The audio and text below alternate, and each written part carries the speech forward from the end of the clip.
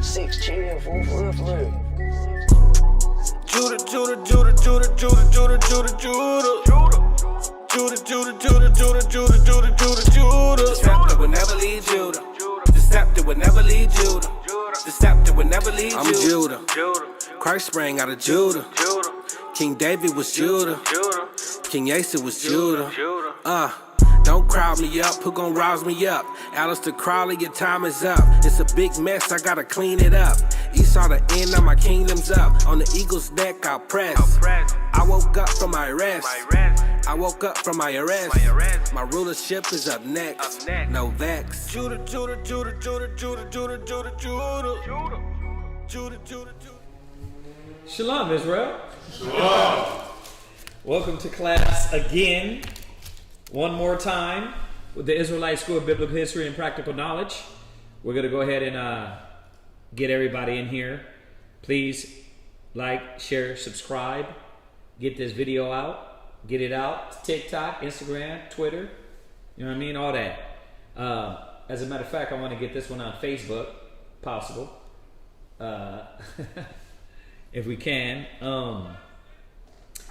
We're going to go ahead and get out our little announcements while everybody gets on. I'm hoping these classes that we go over on the bishop, all the brothers and sisters are keeping an eye on them. One, for the reason that we want everybody to know that we are requiring a standard from brothers and sisters. Now, we might fall short of that standard because we got people that are learning, but the standard is the scriptures, and there has to be a standard. So I'm hoping brothers and sisters are seeing that there is a standard that has to be kept. Because if not, if we don't try to uphold a standard, then we're going to be like the rest of the world. There's not going to be no difference between the clean and the unclean. So there has to be a separation between, when you look at the priests of the Most High and all the foolishness and niggerism being promoted, madness being promoted. That being said, we know nobody's perfect, but we got to hold to a standard. All right? So I'm hoping y'all are taking notes on these bishop classes. All right? Let me get these announcements out, and I'll go into this topic. For y'all brothers and sisters that are new to the channel, we do have classes in different locations, and they're going to be up there on the screen. Please check us out. She's going to put our phone number up there. Put the phone number up. If you want to get a hold of us and find out where these classes are, what times, where we're located at, in a little more detail, just call us. Call us or text us, right? You can get a hold of us. This number also, you can go ahead and call for counseling, and we don't charge.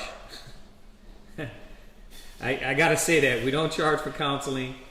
The knowledge is free, and we believe that. So I got to say that because I heard somebody told me a spooky story that somebody is actually charging hourly for counsel. Yeah, it's getting crazy out there. It's getting crazy, but it is free, so you can give us a call, text during class. All right.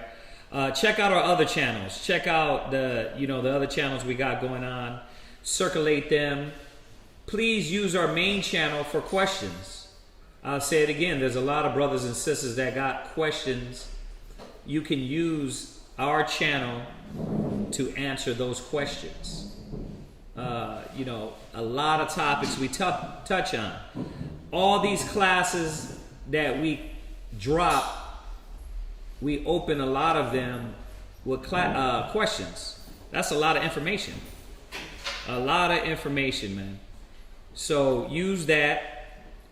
Scroll through our main channel in Houston. Scroll through this channel, and we touch on many various topics. Go into YouTube.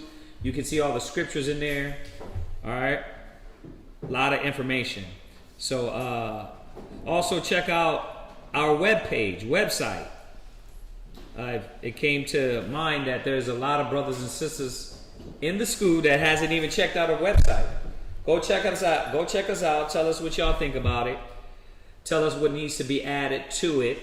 If you got any suggestions, all right. If you got any suggestions, go in and tell us what y'all suggest. All right, because y'all might give something that we haven't done or we need to add to that. So check us out on isbhpk.com. If you want to subscribe and get shirts and get garments or whatever, you could subscribe to the garments also. That's on there. You can get your fringes done and things of that nature. High level things done on isbhpk.com with the garments. /fringes. You can sign up and get you your fringe, your headbands, all these things. All right. I do want to make brothers aware that the next unity garment the sisters are going to be working on is going to be a tunic. All right. I want us to make sure we put back on our priestly robes. So it's going to be a tunic, headband, girdle. So brothers and sisters, or excuse me, brothers, when you go out there and street speak. So look out for that, all right? I'm trying to get them on that. Since Passover, they had a lot to catch up on. So we need to get that rolling. They were looking for something light. We're looking for something light because it is summertime, not too heavy, so we can wear it out at the street speaking. All right. What else we got on there? So check out all these things. If you want to join the Hebrew Academy, if you really respect the requirement that the Most High put us under, all this garbage of you don't need to be around nobody and you know the Lord has blessed you. He's blessed all of us, but he still gives us the method on the way to do things. All right. So if you want to join the Hebrew Academy and learn a little more in depth how and what it is to be a priest, call us, text us. You can get the information about that. As always, brothers and sisters that have been donating, giving alms, giving whatever to the school. And when we say alms, books, Bibles, pencils, pens, papers, notepads, and for all the brothers that have been supporting, we are in debt to y'all. So we want to thank y'all because without y'all, we wouldn't. The burden would be very, very hard. All right. So we want to thank y'all, and I'm gonna say it, and I'm not saying it for YouTube. I'm saying it for everybody to know, because there's a lot of y'all that are not in class. If y'all are in need of help, and y'all have been giving, know that this supply is for your want as well. So if y'all need something, hit us up and let us know. All right, and we can do whatever we can do for y'all. All right. Other than that, let's go ahead and get open with class. I'm going to I'll do this. I'll answer one question, maybe two if they're short, and then we'll go into tonight's topic on a bishop not greedy, a filthy lucre. All right. So we'll start out one or two questions if anybody has anything quick. Does anybody have anything to hear? Live? Okay. All right. Yeah, sis. There's a couple questions on that. Okay. Jasher asks, according to 1 Kings 15, 1-10, does King Abidjam and King Asa have same mother? Okay. Man, where I left my notepad? Say that one more time. According According to 1 Kings 15:1 through 10, does King Abidjam and King Asa have the same mother? King Abishai? Is that what he's saying? First Kings what? 15:1 through 10. First Kings 15, 1 to 10. Let me get it real quick.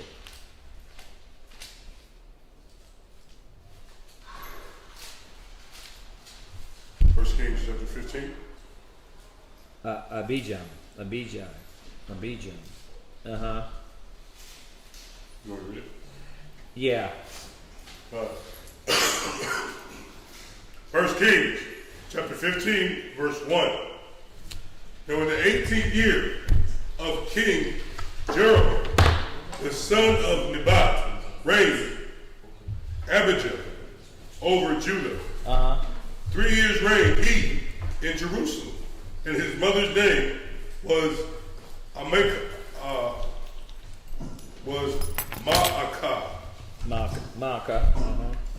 The daughter of Abidjam.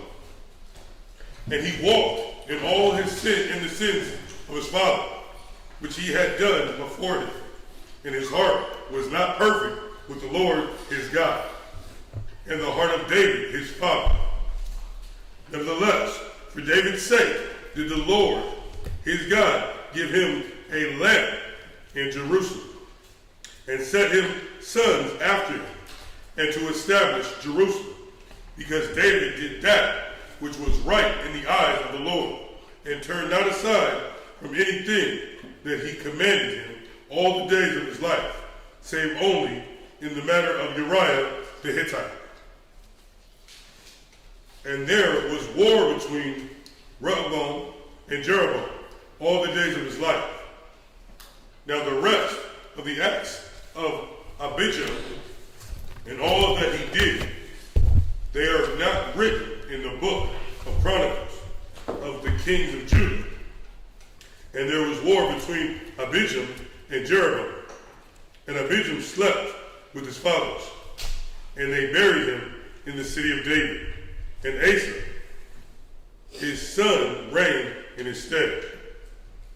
So, his question is, what again says? Read it. Does King Abidjam Uh-huh. and King Asa have the same mother? How? Because it just said,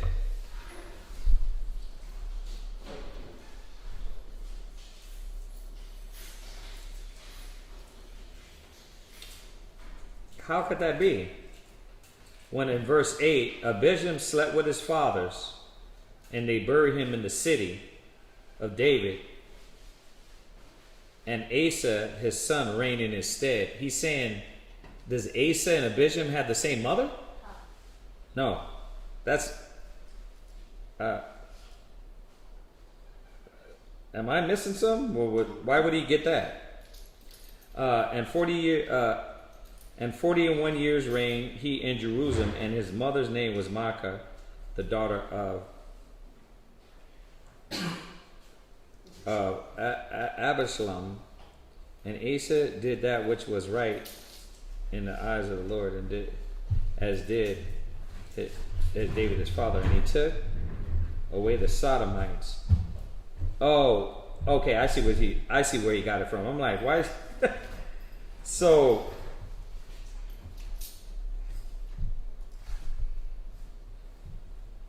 No, they just have the same name.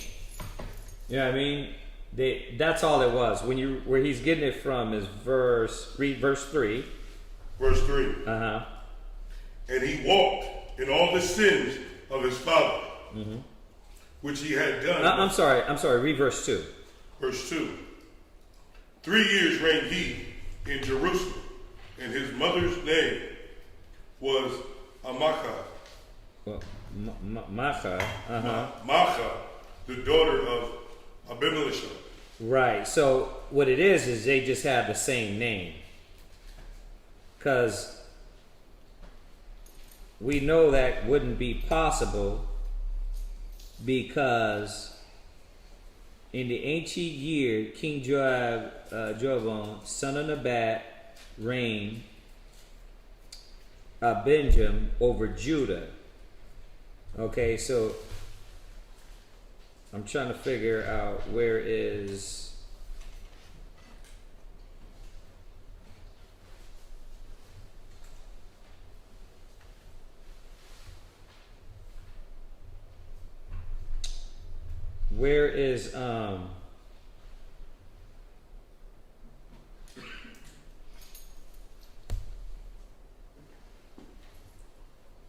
does it say the father of Abidjam? He has another question. Hold on 1 second. One question at a time. Because I'm trying to get the father of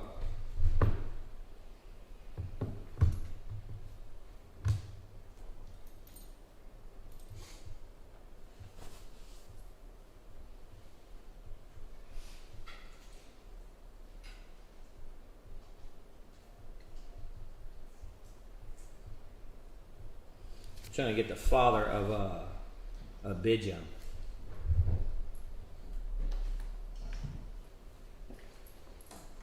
So Abidjam, my father is the sea.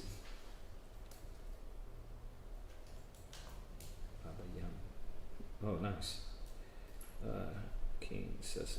Okay, so he's a king of Judah, son and successor of Rehoboam. So he was okay. Now in the 18th year of the king Jeroboam, the son of Nebat, reigned Abidjam. So you got a whole different father, right? So no, they weren't of the same mother, because that would mean that Jeroboam was sleeping with Micah while Rehoboam was sleeping with Micah, right? And he reigned in Jerusalem, and his mother's name was Micah, the daughter of Abidjam. That's why it tells you about genealogies, because now you got now you got to go through the names. But no, those were two different lines there. It's telling you here. So hold on 1 second. Okay, Micah.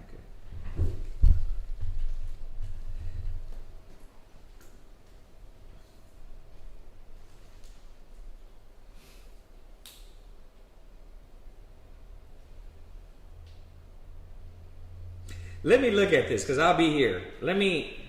Y'all know how we are. I want to make sure I go through it. All right.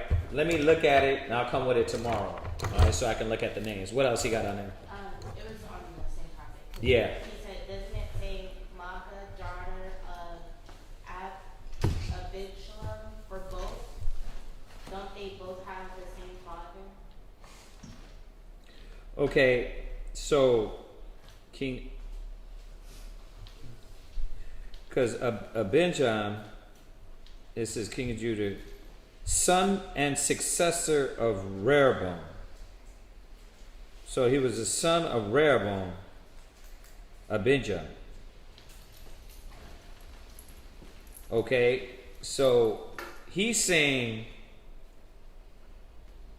what verse is he talking about? He didn't say. No, the rest of the acts of Abidjam and all that he did was written in the book. He also asked, are they both kings over Judah? Yeah, let me double check on that. I'll say it again. You know how we don't like to speak too quick? Let me make sure before I say something. All right? Yeah. No, I was stretching. Huh? I was stretching. Oh, okay. All right. All right. So, was that it though? There's another question. Okay. All right. Yeah, I'll get back to you on that, Gamora.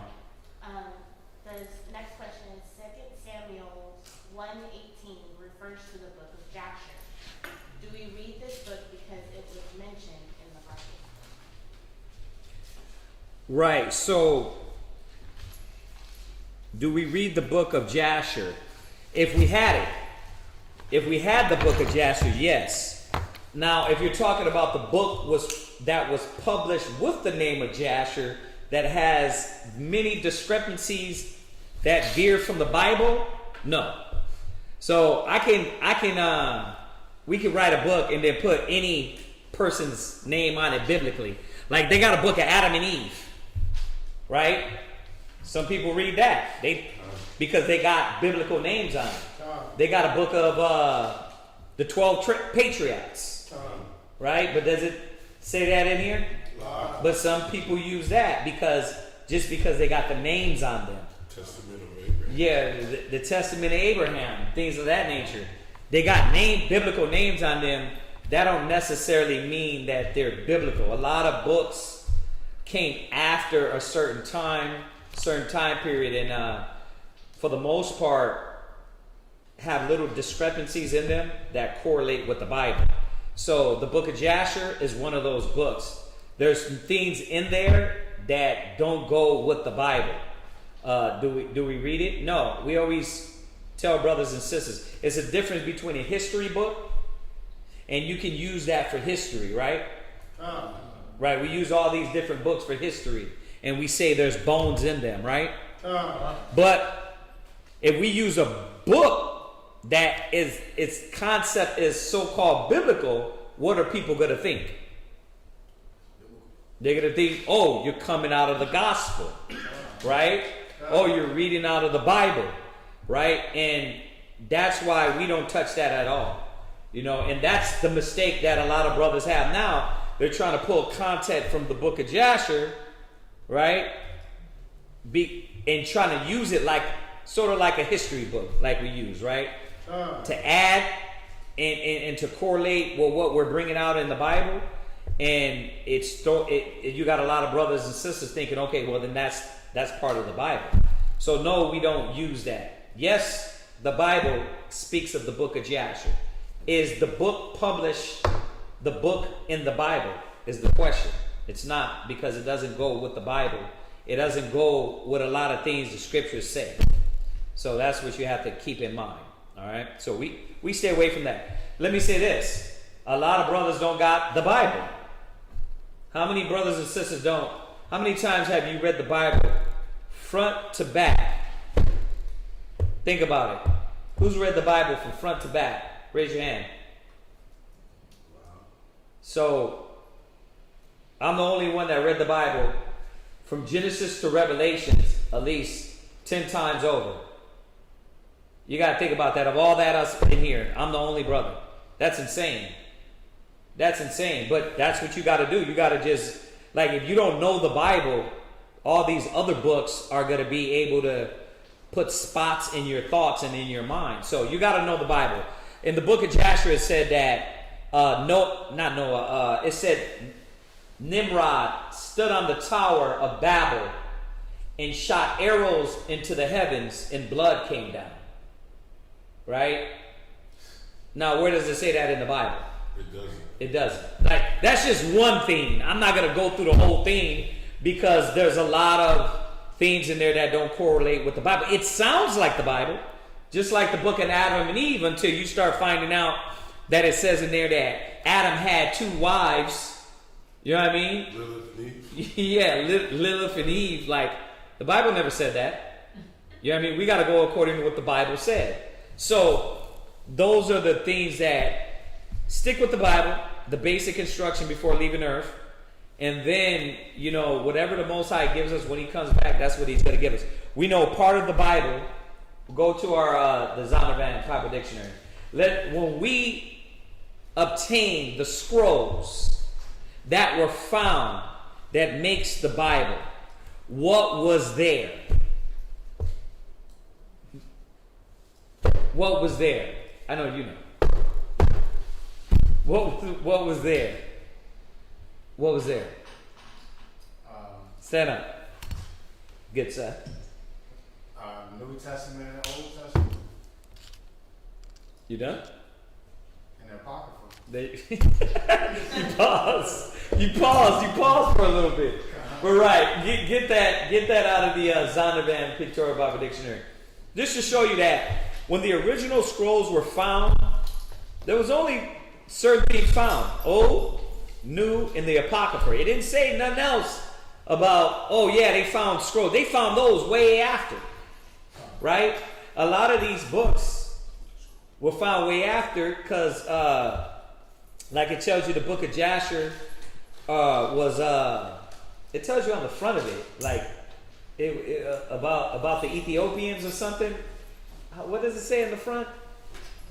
I forgot what it says, like on the front of it. But these books don't go with the Bible in its entirety. Now, does the Bible contradict itself? You see that? So you can't bring these other books that are contradicting the Bible. I'm not going to say no names, but this is what happened with certain brothers, to where you got one brother trying to pull information. Right. Oh, that's the book of Enoch I'm thinking of. Right. Yeah. You got brothers trying to pull information from the like about the moons, right? From these different books, the book of Enoch and the book of Jasher, and saying, well, this is what it says about the moons in there. But the Bible don't say that in the Bible. You know what I mean? It don't give that content. So where does Satan lie in? What? Confusion. Where else does he lie in? Yeah. Deceiving. He lies in the unknown. So think about all the things that people want to find out. It's the things that the Bible ain't talking about in its entirety. It's little snippets. Then all these other books, you want to know what those snippets are, so you go do what? You go search, and then you find other people or things talking about those things that are not fair, and then what happens? You start trying to fill in the gaps. And those gaps, a lot of time, majority of the time, because they're not from the Bible, are wrong. So y'all got to keep that in mind, man, that it's not good to mess around with these different books. I'll say it again. A lot of you don't even got the Bible down, right? You got to read the Bible from Genesis to Revelations, not one time, not twice, over and over, to understand what things are in the Bible. That's why cats get caught up with basics, right? You should hear the basic questions that people are asking brothers, and they're like, they're like losing it, right? Like, meaning, when I say losing it, they're veering off in that mind state and automatically saying, well, what he says makes sense, instead of saying, wait a minute, let me go back in the Bible and study and know that I know, right? And that's why we pressure brothers and sisters to study. So read where you're at real quick. This is the Zondervan Bible, and this is the Zondervan Pictorial Bible Dictionary, and he's going to read the definition of Bible, and he's going to jump down to the King James Bible. Go ahead. It says, when Elizabeth died in 1603, the crown passed to James I. Was James the First? James the First, who had been king of Scotland for 37 years, as James, what is that? The V1 is what? Six, right? No, V is 4. The one before. James the 5th. It might be James the 5th or the 6th. Go ahead.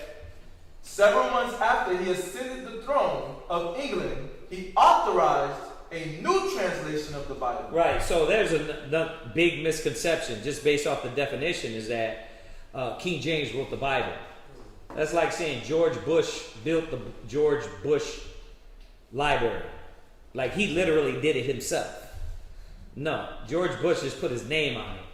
Just like King James put his name on the authorization of it. Okay, I'm authorizing this Right? And what did he do to authorize it? A new translation of the Bible to replace the bishop's Bible. Right? 47 of the best Hebrew and Greek scholars Right? of the day were divided into 6 groups.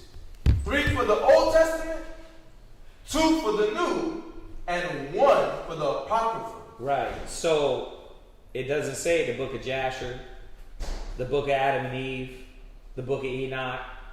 Right? It doesn't say that.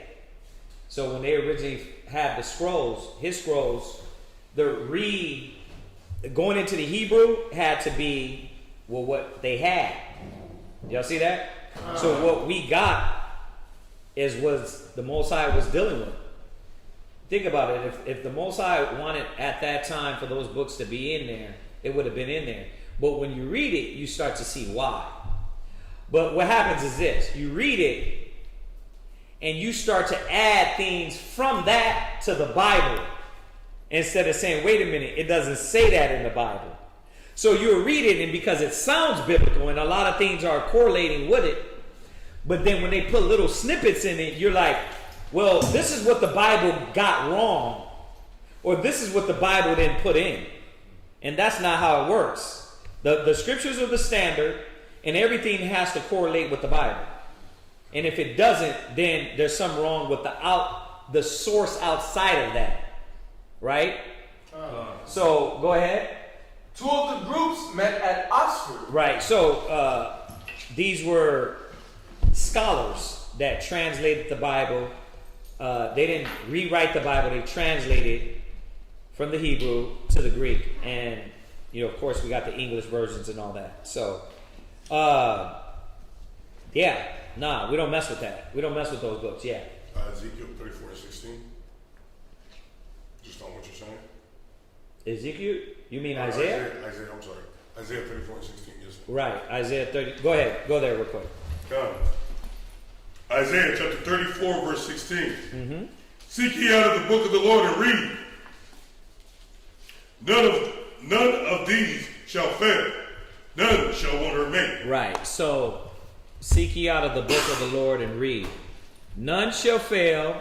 None of these shall fail. The prophecies, the word shall fail, and none shall want her mate. Meaning that nothing can mate to the gospel, the word that the Most High gave us. So all we're doing, that's why reminding you brothers and sisters that anytime we use books from now on, you got to remind them that, listen, this history book is not the Bible. This is just history.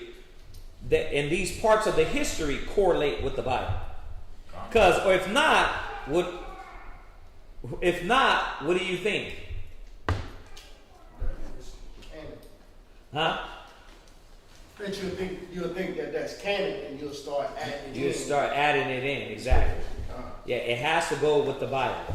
So when we use the book, the Josephus, we always remind everybody it's a history book, but we always got to remind them what? It's not the Bible. Right. And we use the parts that go with the Bible. Right?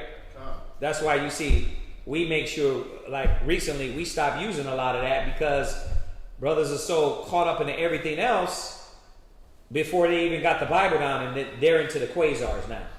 I just get knowledge. I'm just about knowledge. You know what I mean? I'm about getting all kind of information. Instead of saying, wait a minute, nah, we got to get the word. That's what's going to get us right? So, was that it on that? Okay, no more questions? Okay, so let's go into tonight's topic. And I've been giving my intro every time we've been touching on this. Somebody give me 1 Timothy 3. Every time we've been going into these topics, I'll say it again for you brothers and sisters that have didn't catch it earlier. It's very important for us to establish the requirements of a teacher, of a bishop. Anybody that can read, anybody that can pick up a book, anybody that is witty and that, got the lingo down and watch 75 YouTube channels with Israelites, that doesn't anoint you to be a teacher. The requirement and the standard to be a teacher is according to the gospel, and it tells us here. So, once again, we're pushing this and reminding the brothers and sisters we're dealing with that there is a standard. Like most of these people that open up their mouth, they don't know nowhere near the basics of the Bible. You see that? Now I could come in here every day and answer almost 99% of the questions, right? But even myself, 30 some years in the truth, I can't answer everything. I have to go back, just like the brother just asked a question. That doesn't recollect in my memory. So what I got to do? Go back, check it, make sure, double check, right? You see, now think about you've been in the truth a year, 2 years. You got too many people that won't even study and learn what it is to really be a teacher, wanting to open up their mouths and yet doing more hurt instead of goodness. And then their example. Y'all see that? So this is the standard. So every time we go over these standards and bullet points in Timothy's, I'm going to repeat that. This is the standard. This is the requirement. And as we meet these requirements, the more and more we achieve them, we can say, okay, dang, now I can be a teacher, a bishop, right? So 1 Timothy 3 verse 1. 1 Timothy 3 and verse 1. This is a true saying. Right. If a man desires the office of a bishop, right, he desires a good work. So I'll repeat it again. As you new brothers coming in, and you sisters too, because you are with, not as in a bishop and a man, but you are being raised up on a different level, right? If you desire to do the work of a bishop, the Most High say you desire good work. Now, I'm going to read on. It says, a bishop then must be blameless. We touched on that. And the requirement. So, once again, let's think. And you can go to those other classes. If you are not even in the mind of, oh, you know what? As I'm opening up my mouth and telling people, I have to check myself. How could you be a teacher? And that's what we touched on. The husband of one wife. You don't know how to deal with your wife, your kids, your family. You're not vigilant. It says sober, a good behavior, given a hospitality, ready to teach, right? If you're not ready to do these things that the Most High is requiring, how could you anoint yourself a bishop? Right? Then every man shall proclaim his own good, right? Who told you was ready? How come in every other arena you got to be taught, but now in the gospel and the word of the Most High, you don't got to be taught? You have to be taught. It says when you ought to be teachers, you need someone teach you. It's the first principles of the doctrine. So we touched on that. Not giving a wine, we touched on that. If you can't control your liquor, how the heck you going to be a priest? That's why you got brothers drinking while they're teaching, because they can't control their liquor and they're taking it right into the office of a priesthood. Nor striker, we touched on that. That was the last one we touched on. Not being a striker, fighting. So we got a good series going, so check those out. Now we're at the point, not greedy of filthy lucre. Somebody look up lucre real quick. What do you got, Arya? Gain in money or goods, profit, usually in an ill sense. Right, so not greedy of filthy lucre, because when you read and understand being a bishop, if you coming to the gospel and the truth because you want a new jet, a new car, a new house, you want these carnal things, first of all, your intentions are not going to be on the people. That's right. And this is what we're seeing with the churches and religion, right? When the white cat in Houston, it was flooding and he wouldn't even open up the school he wouldn't even up the church. Osteen wouldn't open up the church for all the people that has been given in his community. Mm-hmm. You see that? Why? Because this cat, his motivation is money. Them dancing on money. That shows their motivation is money. Right? But we're going to get a little deeper than that, because we know that. We know that's wrong, but a lot of brothers and sisters, a lot of brothers don't see where their motivation is. They want to succeed in the carnal and gain physical things as opposed to being there for the body. And when your intentions about filthy lucre, which is, it said what? Usually in an ill sense. Right, usually in an ill sense. Because it's not wrong to gain. No. The Most High said he had pleasure in the prosperity of his saints. But this individual, if you haven't learned to not be chasing the Gucci belt, you know what I mean? You know, I gotta have the nice car, I gotta have this, I gotta have that, and your whole goal is to achieve carnally. Like, think about it now. If y'all just think about now, here amongst us, how many brothers and sisters they're still geared towards what? Money, financial gain, not knowing that money's gonna come or go. Right? What's more important? The spirit getting right with the Most High. What's been more important to a lot of brothers and sisters? That money. Right. What they can gain and what they're going to... Oh, the disease is real. I'm not going to say no names, but I'm going to use the example, man. We got a brother, he's like, he left his rib, he left his kids. It's like, oh, I got to go over here because I need more money. Went over there, and his rib and his kids is hurting. It's like, wait a minute, you're going to go out of town. You just got the truth. You're going to go out of town. Leave what's strengthening you, your wife, your kids, for a job. Not even take them with you.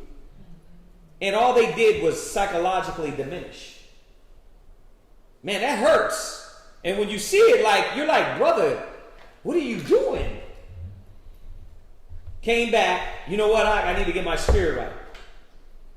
Didn't go and dive into that mind, but came back and was like, nah, I still need money. But this is what the scriptures say, filthy lucre. Now, imagine if we said, hey, you know what, just because you're here and because we need numbers, you're a priest, For one, let's be real, he ain't going to stick around anyway. Why? Because his motivation is to get out there and do what? Get money. I don't got time for that. I know I'm called to be a priest, a nation of kings and priests, but I don't got time for that. So we got to see that motivation, it definitely can't be money, because the first thing when coming in, I want to see who can guess this one. What's the first thing that the Most High wants you to do when you come in? What's the first thing that the Most High wants you to do when you come in? Yeah. Forsake all that you have.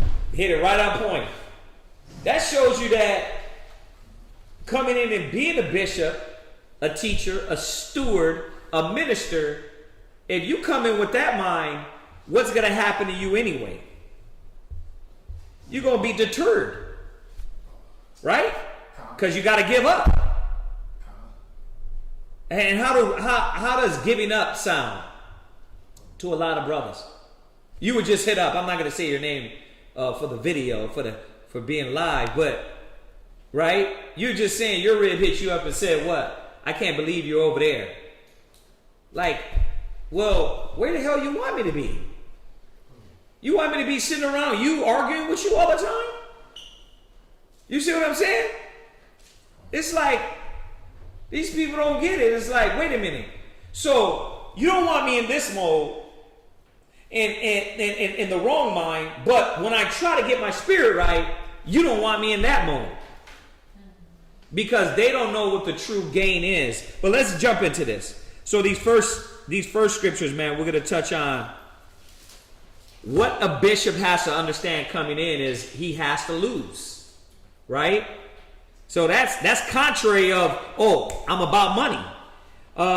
Matthew 16:25. Matthew chapter 16 and verse 25.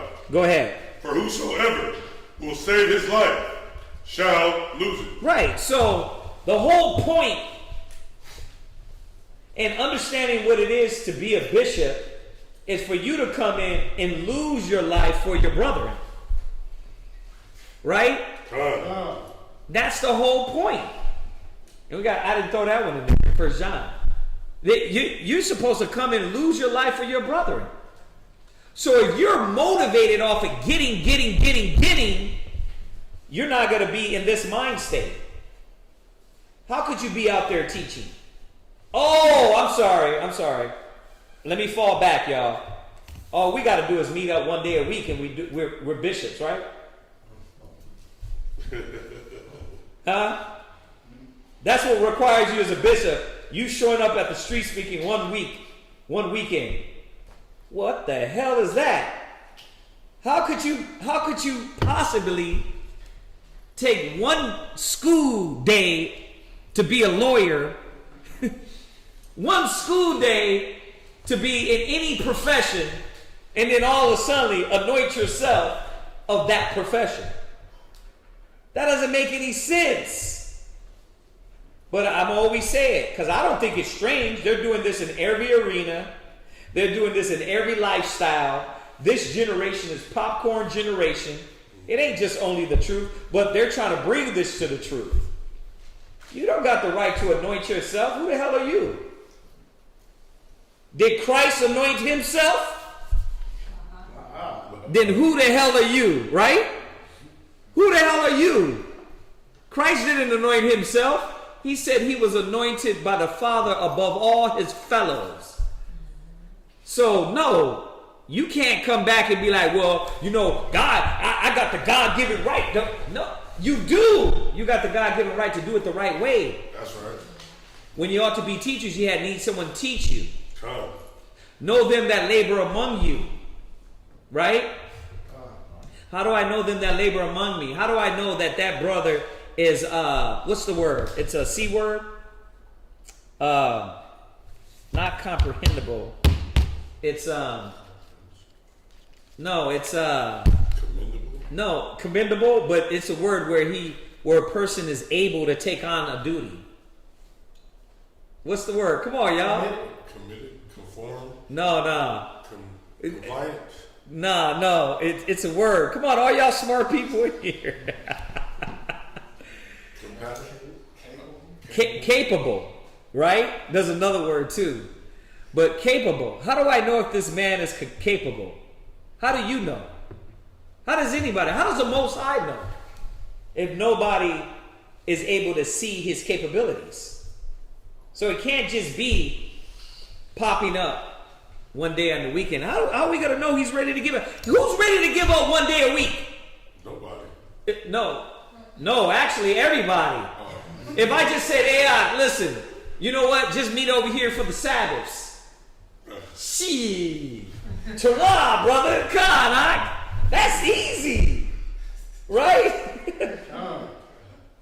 Your rib would be happy. Right? Your rib would be in order. Right?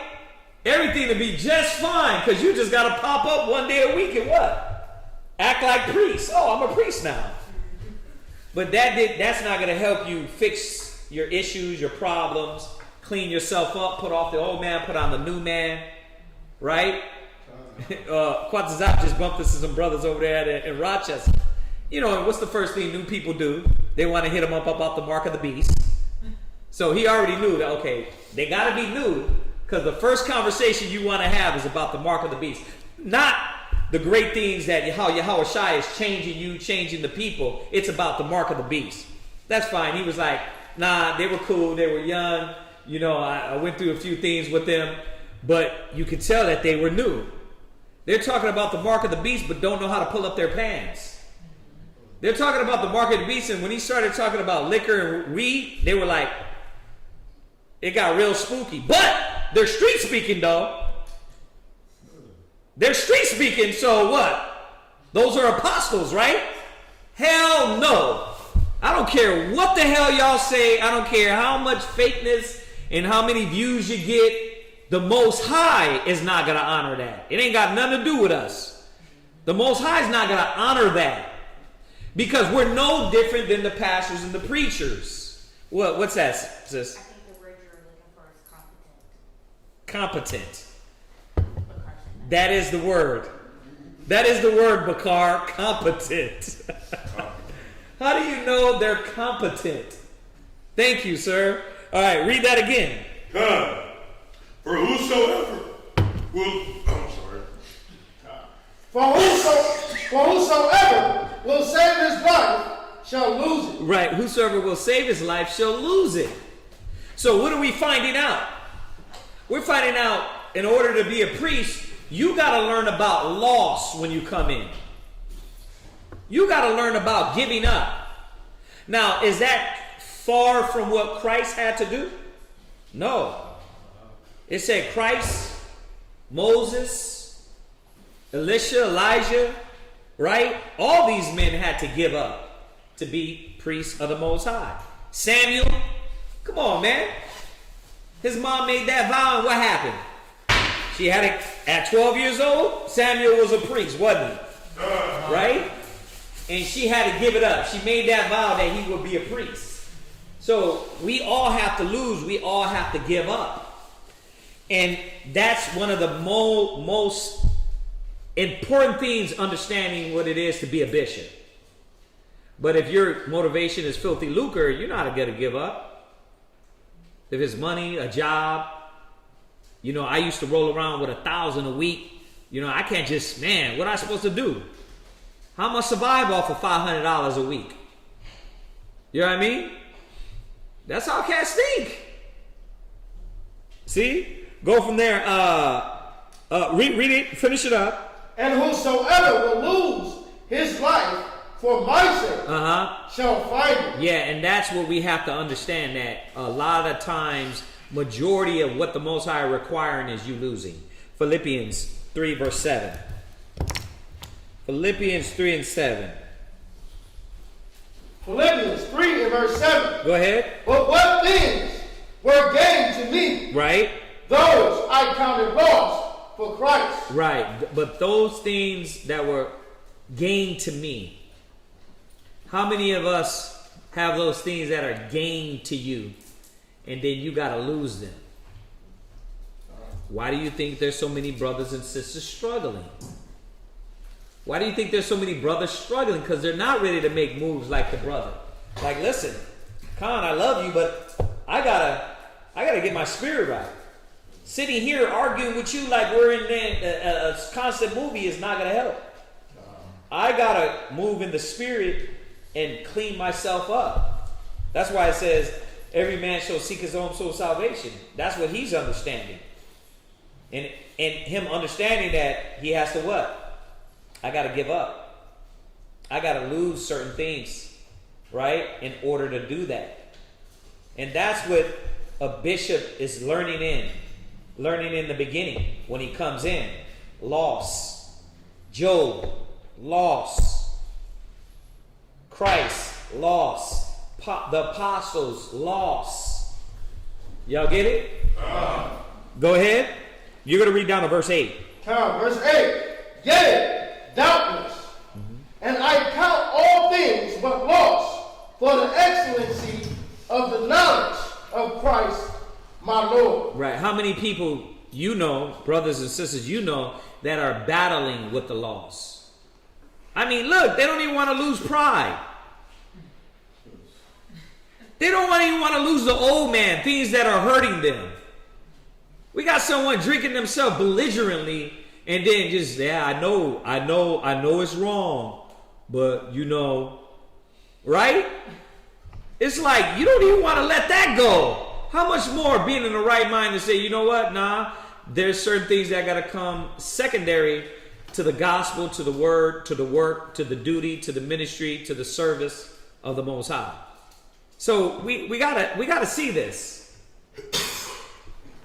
This is the essential element of you coming in and being a bishop. You got to be ready to do, because if not, you're going to get in this position, and then when it's time for you not to be at your wife's birth, you know what I mean? There was times where I couldn't just show up because one of my kids was going to be born. You know what I mean? I keep telling you all the time, Mashaba told me after my dad died, he was like, bro, you need a little more time. And I'm like, what am I going to do? sit around and reminisce. In my mind, I'm like, I'm just going to get back to work. The Most High, the work is going to keep me in the right mind. Right? But, nah, a lot of people can't deal with that. And there's a lot of brothers that do that. I'm not special. I'm not saying I'm special. I'm just showing you that it's certain things that you're going to be required. And if you haven't learned that element, you're going to get in that situation and then feel like the truth is holding you back when it already told you the requirements. So I can't go see my rib. Bro, you out here in this other country. You know what I mean? You out in another country.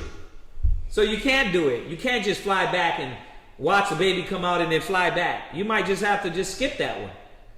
Trust me, there'll be other babies.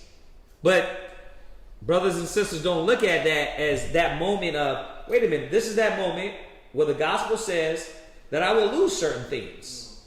Right? I got to give up. Right? I mean, what else is it? Please, somebody put a 7 in the chat. Serious, what else is it then?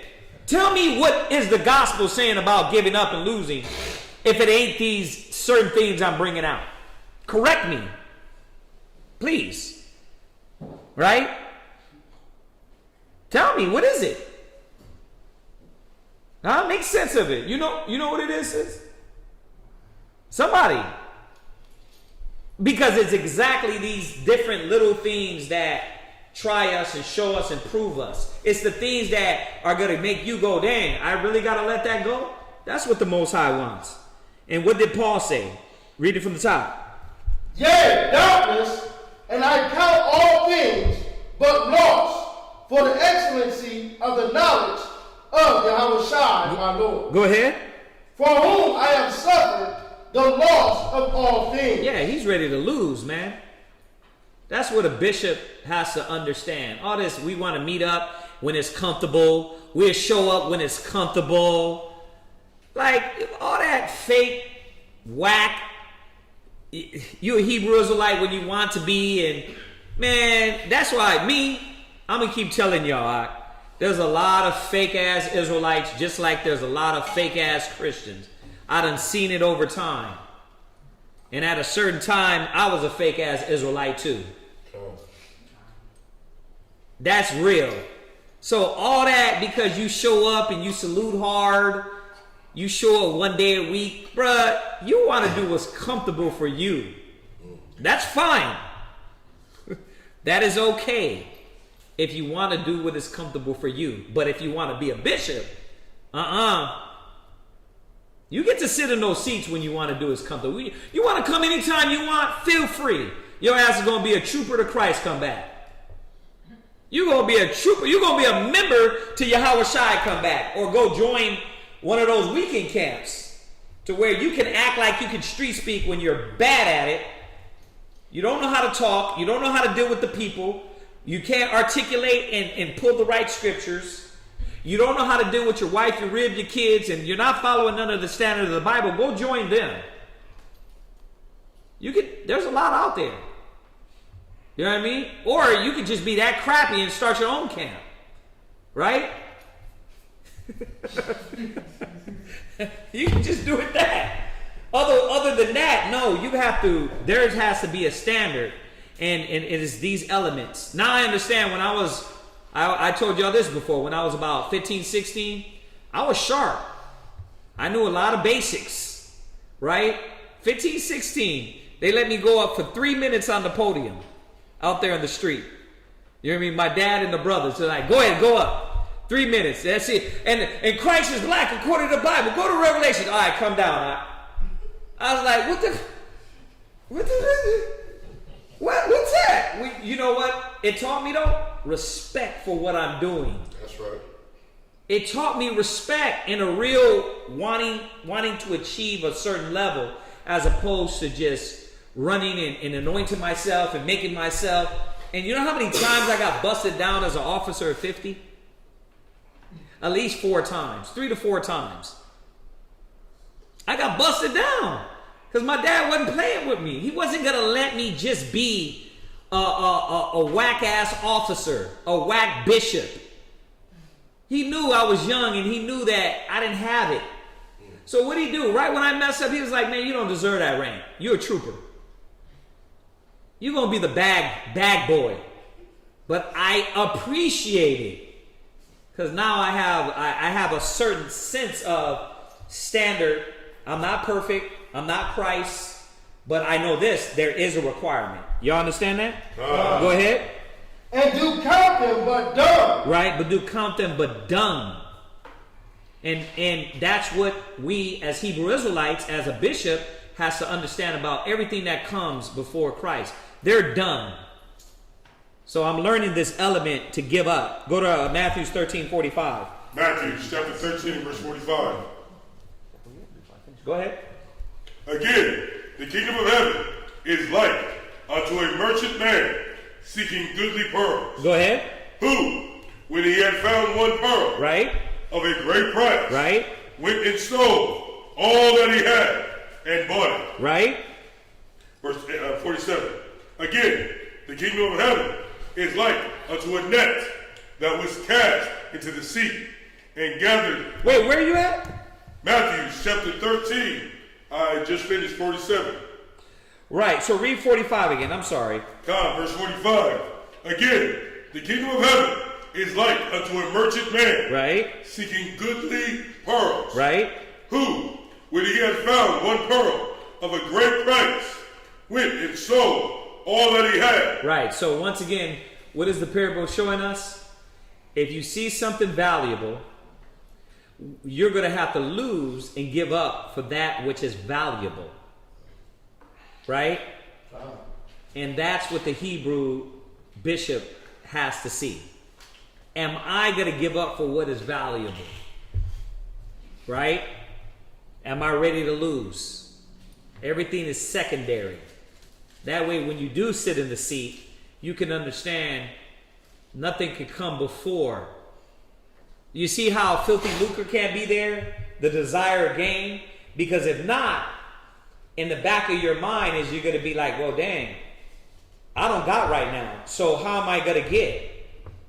Let me take advantage. Let me slide here. Let me undercut that. Let me do this.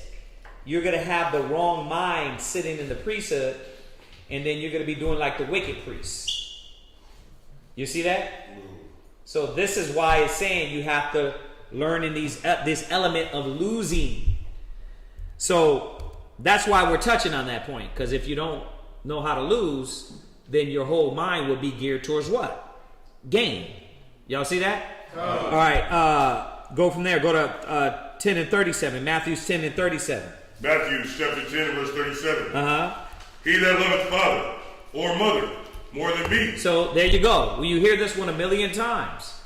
But now we're talking about that bishop. What does he have to not love more than the Most High? Now look at this right here, Akim. I want y'all to think about this. Just who be among us.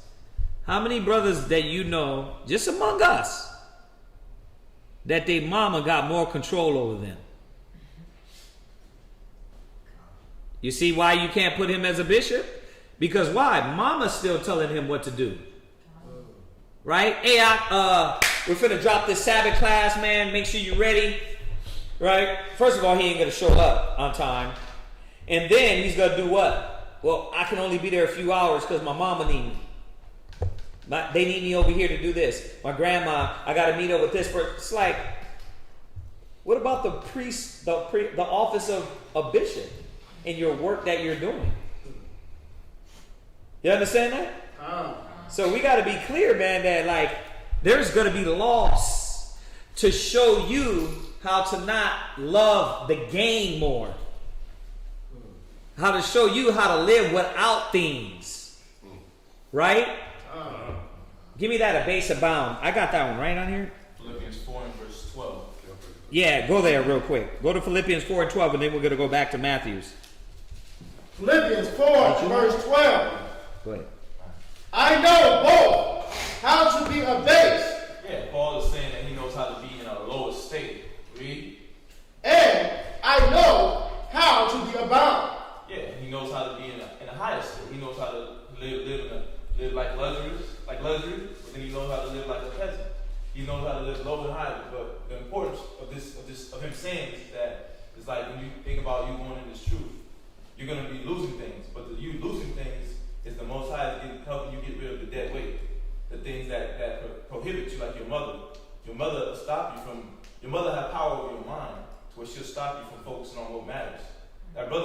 he needed a word from your mouth.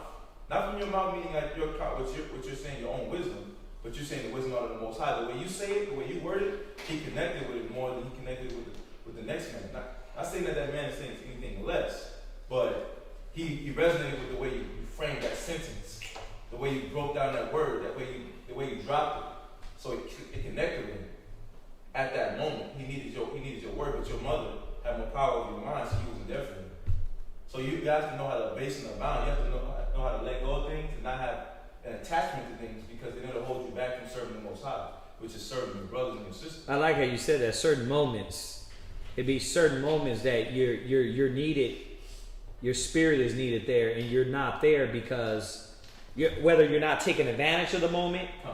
You got a lot of brothers doing that. It's like you got so many things holding you back, and because you're not ready to let go, and it holds you back from all these little moments that make up one big edification or learning process.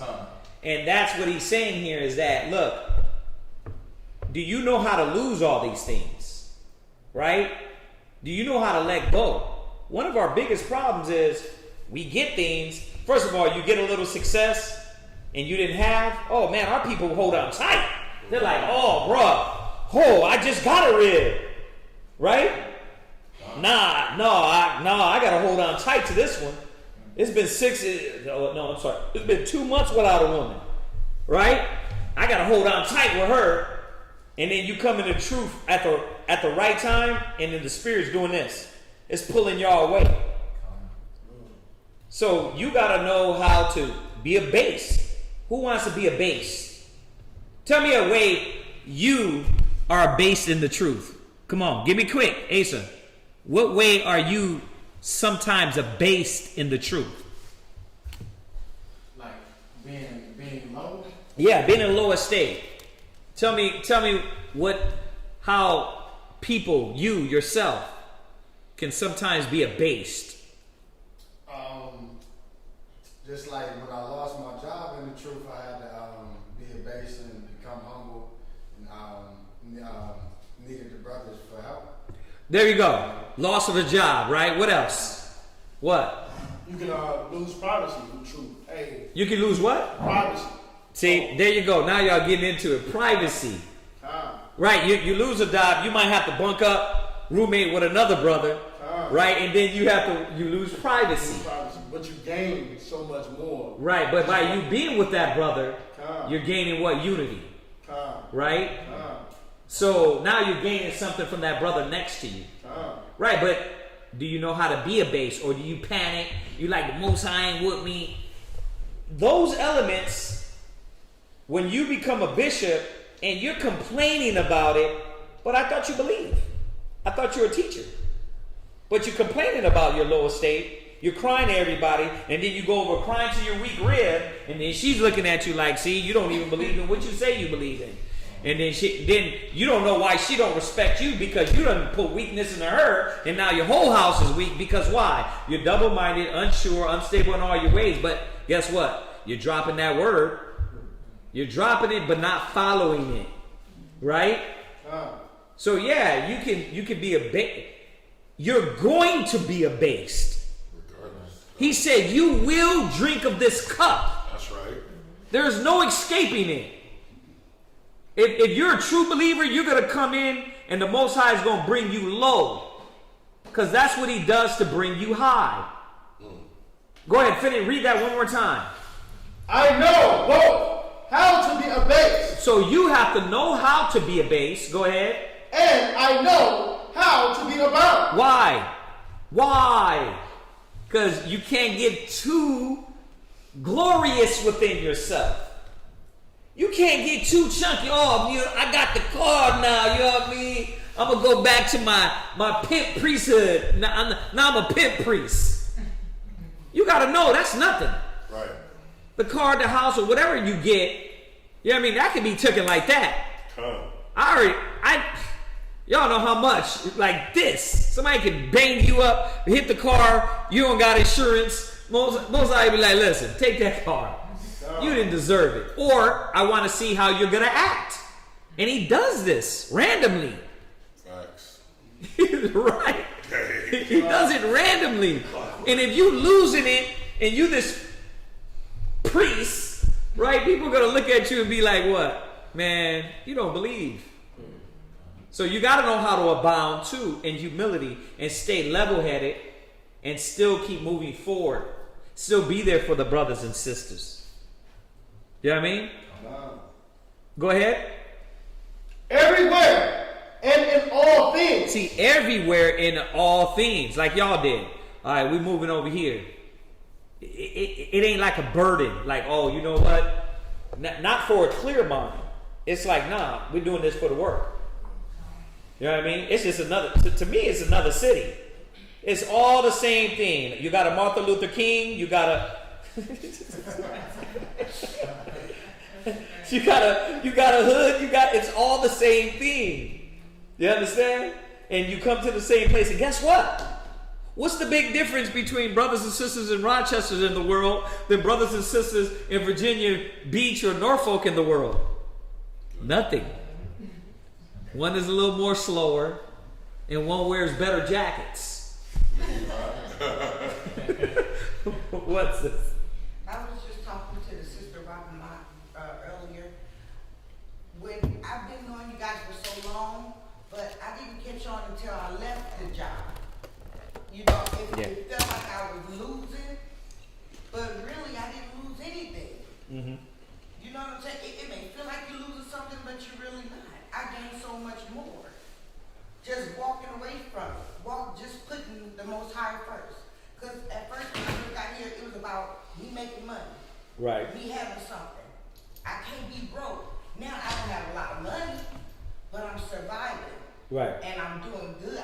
Spiritually, I can sleep better. I'm making better decisions. Right. So you gain more from letting the worldly things go. Right. And it doesn't mean you're not going to have a job, or you got to say that because Israel thinks that. No, you still got to have a job. You still got to have a house. You can still have bills. You can still have cable, right? You're going to still have that. But psychologically, that's never something that is over. Mother, father, sister, brother, watch. Jump back to Matthew. Matthew chapter 10 verse 37. Uh-huh. He that loveth father or mother more than me is not worthy of me. So psychologically, we know this doesn't mean you walk in the door, Mom, you ain't shit. Nobody, I hope y'all know that that's not what this means. The Bible says honor your father and your mother. What this means, though, is that when mom's coming with some craziness to try to deter you from the gospel and from your service, you got to put mom on hold. That's what it means. That's right. It means when your rib and it's trying to put you and deter you from your mission and God and the gospel and service and ministry, you got to put them on hold. Nah, I got to lay some fruit and some works for the Most High. So this is what a bishop is. You see? These are basic little elements that we learn in coming in. That these things are secondary to the Most High. These are the principles of the doctrine. That's why it says when you have to be taught again, which is the first principles. Right. Because we thought we knew what a preacher was when we seen Pastor Fatback, Pastor Give Me More Money, Pastor all these pastors dancing on money, crib walking on money, right? We thought we knew what a priest was, but it's not. Right? You was gonna say something? Luke 4:8. Go ahead. Yeah, it's basically what you're learning when you suffering, when you not really suffering, but you losing. You're losing what you had, the comfort that you had, the rib that you had, the house, the car, the job, the things that made you comfortable. The Most High trying to learn to teach you how to be in uncomfortable situations, but still have that constant in mind to where you're patient, you're calm, you don't lose your cool. And so, but then also, you don't lose your integrity. Read Luke chapter 4 verse 8. This is Luke chapter 4 and verse 8. And Jesus answered and said unto him, Get thee behind me, Satan. He's trying to train you how to tell Satan to get behind you. So when he puts that thought in your mind, man, I might just go hit that lick real quick, man. I know the Most High say he got my back, but man, listen, I'm gonna have to get my back today. I'm gonna go hit this lick. You know what I'm saying? He's training you to tell yourself in your mind how to get Satan behind you. You know what I mean? Dang, I know the tell me, man, but just come out, get your spirit right, focus on the Most High. He gonna fight for you. Your ribs, you gonna be cool. Just make sure you tap in and check in with her. Nah, I gotta go check in. I gotta go back to the city. Right. I gotta go back home. I gotta fight for me. So you're not making room for the Most High to fight for you. You showing the Most High you don't trust him. You showing the Most High you don't love him. So now he say what the Most High is making you do when you suffering that loss. Well, I'm gonna stop saying suffer. No, don't stop. Don't stop, because what the scriptures say that Yahweh Shai was going to do, he was going to suffer. The gospel tells you that we shall suffer, right? We shall suffer for his sake. So no, you're on. That's the right word to use, because what it does, it casts in the mind of us, to remind us that partaking in this gospel, there's supposed to be a suffering. The problem is that we're in Christian mentality, is that we don't think it's going to be a suffer, and it's supposed to be a suffer. So when you hear scriptures like this, that's why I'm really asking people, like, what does these scriptures mean to y'all? Like, where is it that you think the suffering would be if you just show up and everything's comfortable? I mean, how would you break this down and, according to the gospel, give understanding? Right? Where's the suffer? Huh? You gonna teach it like the Christians? Oh, I'm suffering for Christ. How? How they suffering for Christ? They do everything that their family and the world says, right? The only thing you see them fighting over is abortion. You see them on no corners for that abortion, right?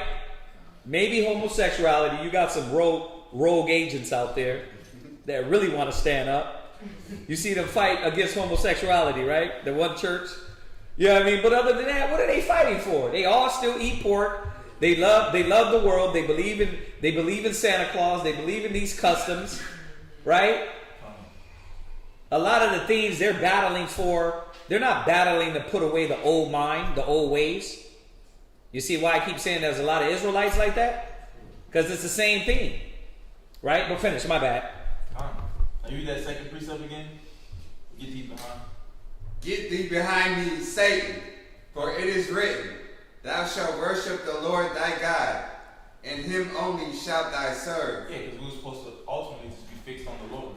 Our heart was supposed to be in tune with the Most High. We're supposed to be harmonious with him in our lives and everything that we do. But then when you read that filthy lucre, you don't give the Most High the glory. You put him to the side. You said, I did this. I got me right. I saved me. I got me out the ghetto in the slums. I got me into the big leagues. I'm the big baller. I got myself into the NBA. I got myself into the NFL. You said you're just telling yourself, I did all this thing. You're the power. You're the God. And there doesn't know that you basically this is knowing the Most High. Right. So Matthew 10. Did you finish that? Matthew 10 and 37. Chaazaqya? No, I was at Let all those go. Matthew 10:37. Go. Oh yeah, your throat's shot. Go ahead. Matthew 10 and 37. Uh-huh. He that loveth father or mother more than me, right, is not worthy of me. Right. So are we seeing how that this correlates with the desire of filthy lucre in the money and greedy for that money and success? How this is correlating? Y'all get how we're going over this? If you don't know how to lose, your mind is going to be all geared towards, I got to get. So, setting our mind right on what a bishop has to learn, he has to learn how to lose. Y'all get this? Okay, go from there. Go to Acts 20, verse 24. Acts 20 and verse 24. Asa, go ahead, read it. Acts 20 and 24. Uh-huh. But none of these things move me. Uh-huh. Neither count I my life dear unto myself. See, how many of us can say that? Well, I don't care about my own life. It's easy. It's easy to say that once a week. Why you yelling at white people? Right? But say that every day while you're standing with your brother. And you have to deal with his shit. And you got to forgive. You got to let go. You got to be refined. You got to speak right. You got to work on yourself. You got to help him. You got to help your sister. It's easy to meet up one day a week, ain't it? But go ahead and meet up every day, doing the work, dealing with each other, communication, and working on these issues. Y'all see that? Like I said, there's one thing going to the karate school down the block, and there's another thing going to the mountains of Tibet and joining the monastery. Shaving your head and start punching the wall like, right? It's one thing. You're going to have to give up humanity for that. Right? you ever see those videos of them up there? Cats standing on their head, hitting the wall with their head. They give up everything. They carrying bundles of water up and down the mountain. But cats go and give themselves up to the monastery because they want to be a what? A monk. But you want to do it like Americans, right? You want to come to Jiu-Jitsu school one day a week and be a ninja. Nah, it don't work like that. Not with the gospel. You can treat those things like that, but not with the work. You got to be embedded. You got to give yourself over to these things, right? Go ahead. So that I might finish my course with joy. You see that? Whew. Why? Because he can confidently say, you know what? Nah, I was ready to die for this truth. I was ready to give up everything. Nothing held me back. Not my mother, my father, car, house, my life, not death. Nothing. Y'all see this? Go to 1 John. What is it? 1 John? Go to yeah. No, that's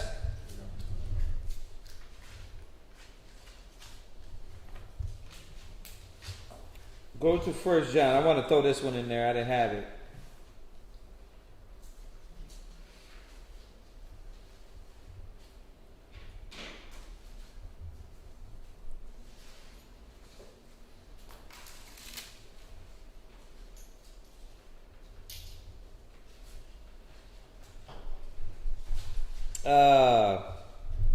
It's 1 John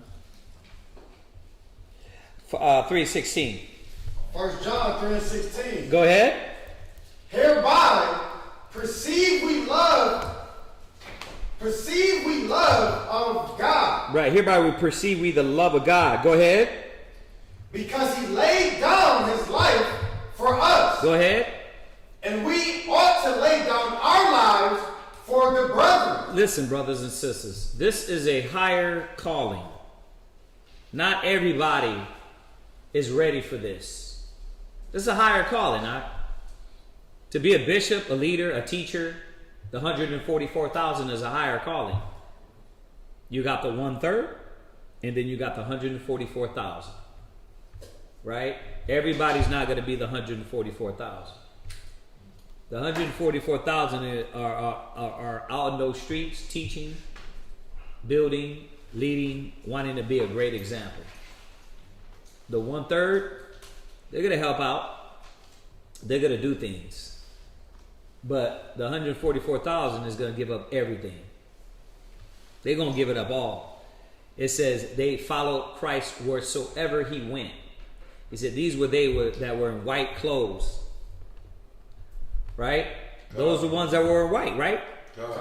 It was only 144,000. Same thing in Ezra 13. It wasn't like it was the whole world. It was those that were crowned were in white robes. That wasn't everybody. So the 1/3 was in the back. The 144,000 was in the front. It's a high calling. And these are the requirements. So brothers and sisters brothers that are taking this upon themselves to anoint themselves, you're bringing more condemnation to yourself if you don't do it the proper way. I thank the Most High have mercy on me to make sure I said to myself, and brothers around me said, nah, you need to step it up. You need to step it up. There needs to be bigger change. You understand? So read that where you're at. 1 John 3:16. Uh-huh. Hereby perceive we the love of God, Uh-huh. because he laid down his life for us. Right? And we ought to lay down our lives for the brethren. So, once again, you have to what? Lose. Right? Come on. So how you going to be a bishop and your whole desire is towards gain? You missed something. You missed that you had to lose. Right? Now, Paul said it. You lose your life. How many of you are ready to put your life aside for the next man? You wanted to be a stripper? You got to put it aside. Huh? You wanted to be a rapper? Guess what? You put it aside. Huh?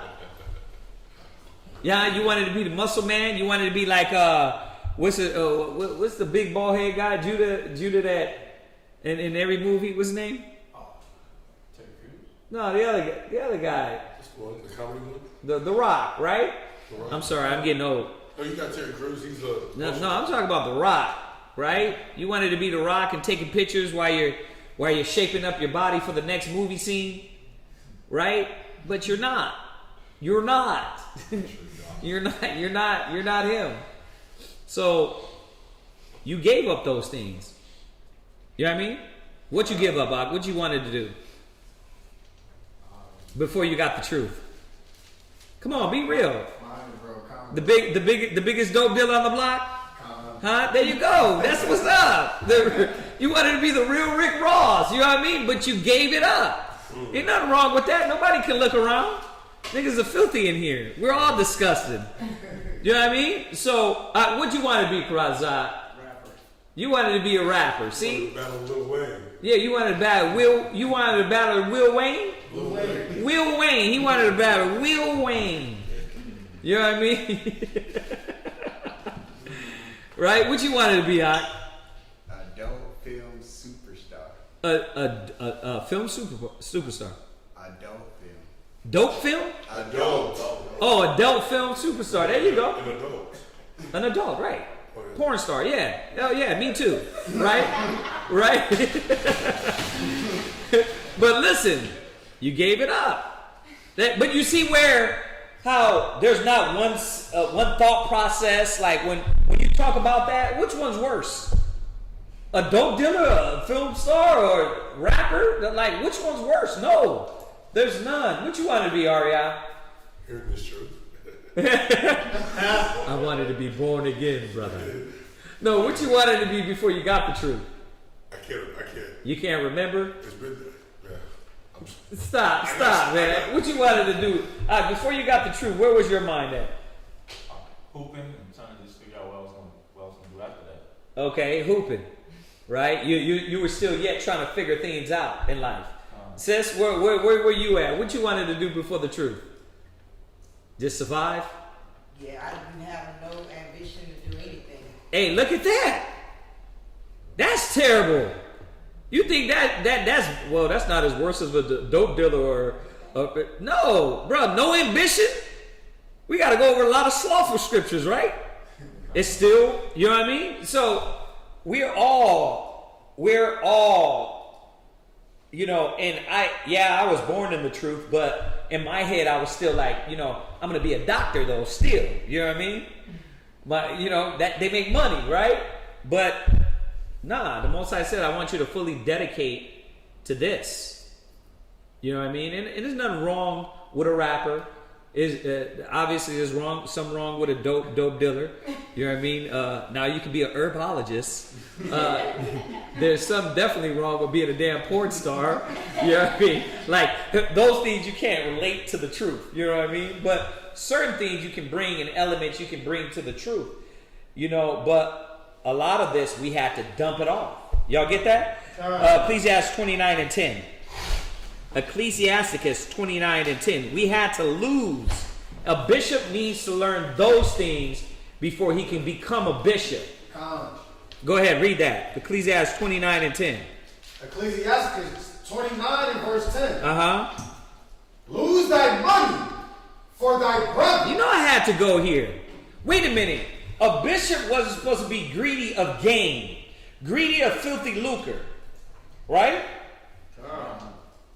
Because why? You would be, instead of receiving, giving. Right? You would have to lose. If you don't learn this element, you cannot be a bishop. Because you won't be ready to give to your people. Right? You be out there, street speaking, what we talk about all the time. They're geared towards what? Ripping, taking, instead of putting their mind and saying, no, we're giving. We're doing this for our people. We're doing this for our nation. Right?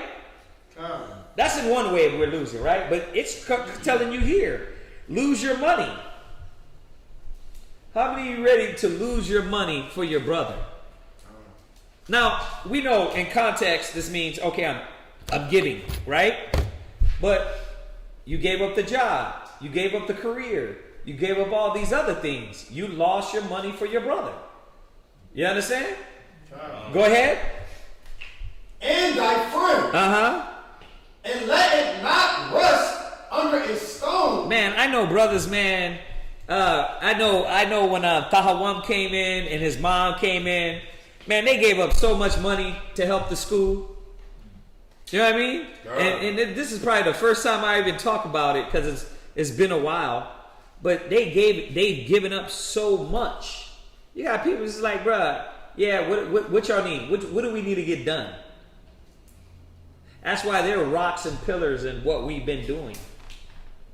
You see that? So you're going to lose. Y'all get that, right? Okay, so go back to Timothy's. Read it one more time where we left off. It says that they're what? What point are we at? Let's reestablish it. 1 Timothy 3. 1 Timothy 3. Go ahead. It says, not given, 1 Timothy 3 and 3. Not given to wine, nor striker, not greedy of filthy lucre. So that's the point we're on if y'all didn't catch it. We're establishing through the gospel that if your mind is motivated into greediness, you're definitely not going to be willing to lose. And losing is one of the essential elements you're going to learn as a priest. All right? But now let's go into this people that are motivated by this mind state of greedy of gain. Where their mind at, right? We'll go to Proverbs 1 and 19. People that are motivated by greedy of gain, where is their head at? What? Also, I'll wait.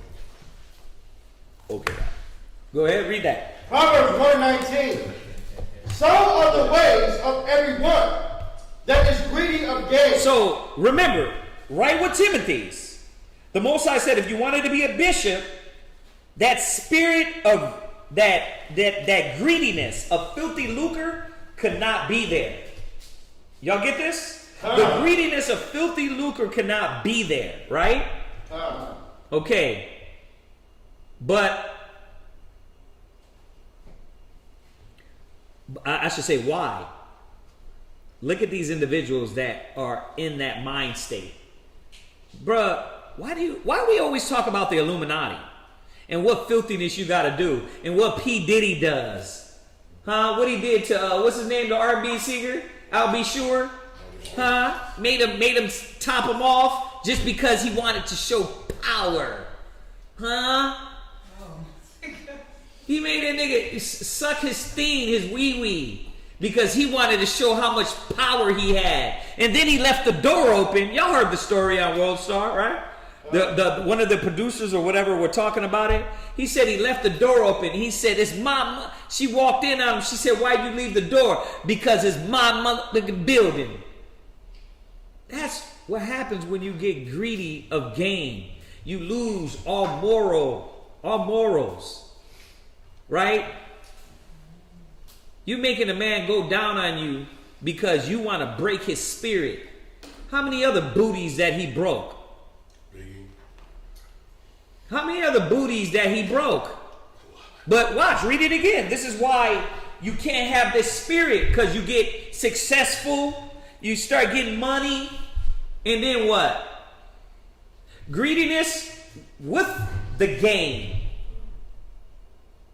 You let this pride seek in, and you can't be told nothing. Right? You can't. Because why? You thinking godliness is gain. Oh, I got money, the Most High is with me. Right? But that's not it. That's not it, man. Now think about this on a low level. You got broke ass people thinking like that. You got broke people thinking like this. They be broke as hell, cocky as hell. Right? Because they got a few stimulus checks and, you know what I mean? They got, right? They got some unemployment checks saved up. They like looking at you like, nigga, you can't tell me nothing. Right? No. Read that again.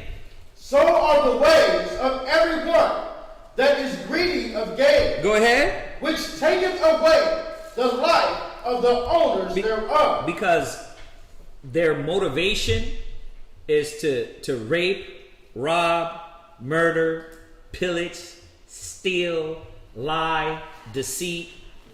That's what greediness of gain will get you. Because you do by any means necessary, right? God. Get rich or die trying, right? God. That's the logic. That's why you can't be a bishop in that mentality. And if the priests see that element inside you, they got to pause you. You know, but it's easy tell signs, right? It's easy tell signs when things of the world are more important than you. Right? We just went over a whole lot of them. They're not ready to lose. They're not ready to give up. Who had their hand? You had your hand raised, sis? Yeah, I just wanted to tell you it was Christopher Williams, and I'll be sure. Oh, right. It was Christopher Williams. Dang, this whole time I thought it was I'll be sure. Yep. It was Christopher Williams. That's disgusting. Just another light-skinned cat. Right? They both the same. Nah, go ahead. Finish that. Wisdom. No, that's it on that, right? Go to Isaiah 56 and 11. So y'all get that, right? Y'all get that. This is why he's pausing us on this greediness of gain. Because you're not going to be in the right mind. You're not going to be in the right thought process if you got this greedy spirit on you. That you want to overcome and you want to surpass. You know what I mean? I'm just making it to where Will Smith needs to make it. You know what I mean? Nah, that's not going to be the right mind. Godliness with contentment is gain. That's gain. And I'm going to say this again. For all the brothers and sisters that are going to try to blow this off and make it seem like I'm saying you got to be broke. I'm not saying that. The Bible's not saying that. The Bible is talking about greediness of gain. That's what subject we're on. Meaning you're greedy. All your endeavors is motivated by money. The Most High says he had pleasure in the prosperity of his servants. So he wants you to prosper. By all means, get the new car, get the new house. But that can't be your motivation. That can't be your everyday life to wake up to do those things. Y'all get this? So read that. Isaiah 56 and 11. Isaiah 56 and verse 11. Uh-huh. Yet they are greedy dogs. Who? Who is the greedy dogs? The pastors. Right? In my Lacharab voice. The pastors. Right? They're greedy, man. Read it. Yea, they are greedy dogs, Uh-huh. which can never have enough. You see? You get in that greedy mind, then you get into, I never can have enough. Right? And then your whole motivation every day be what? I got to make money.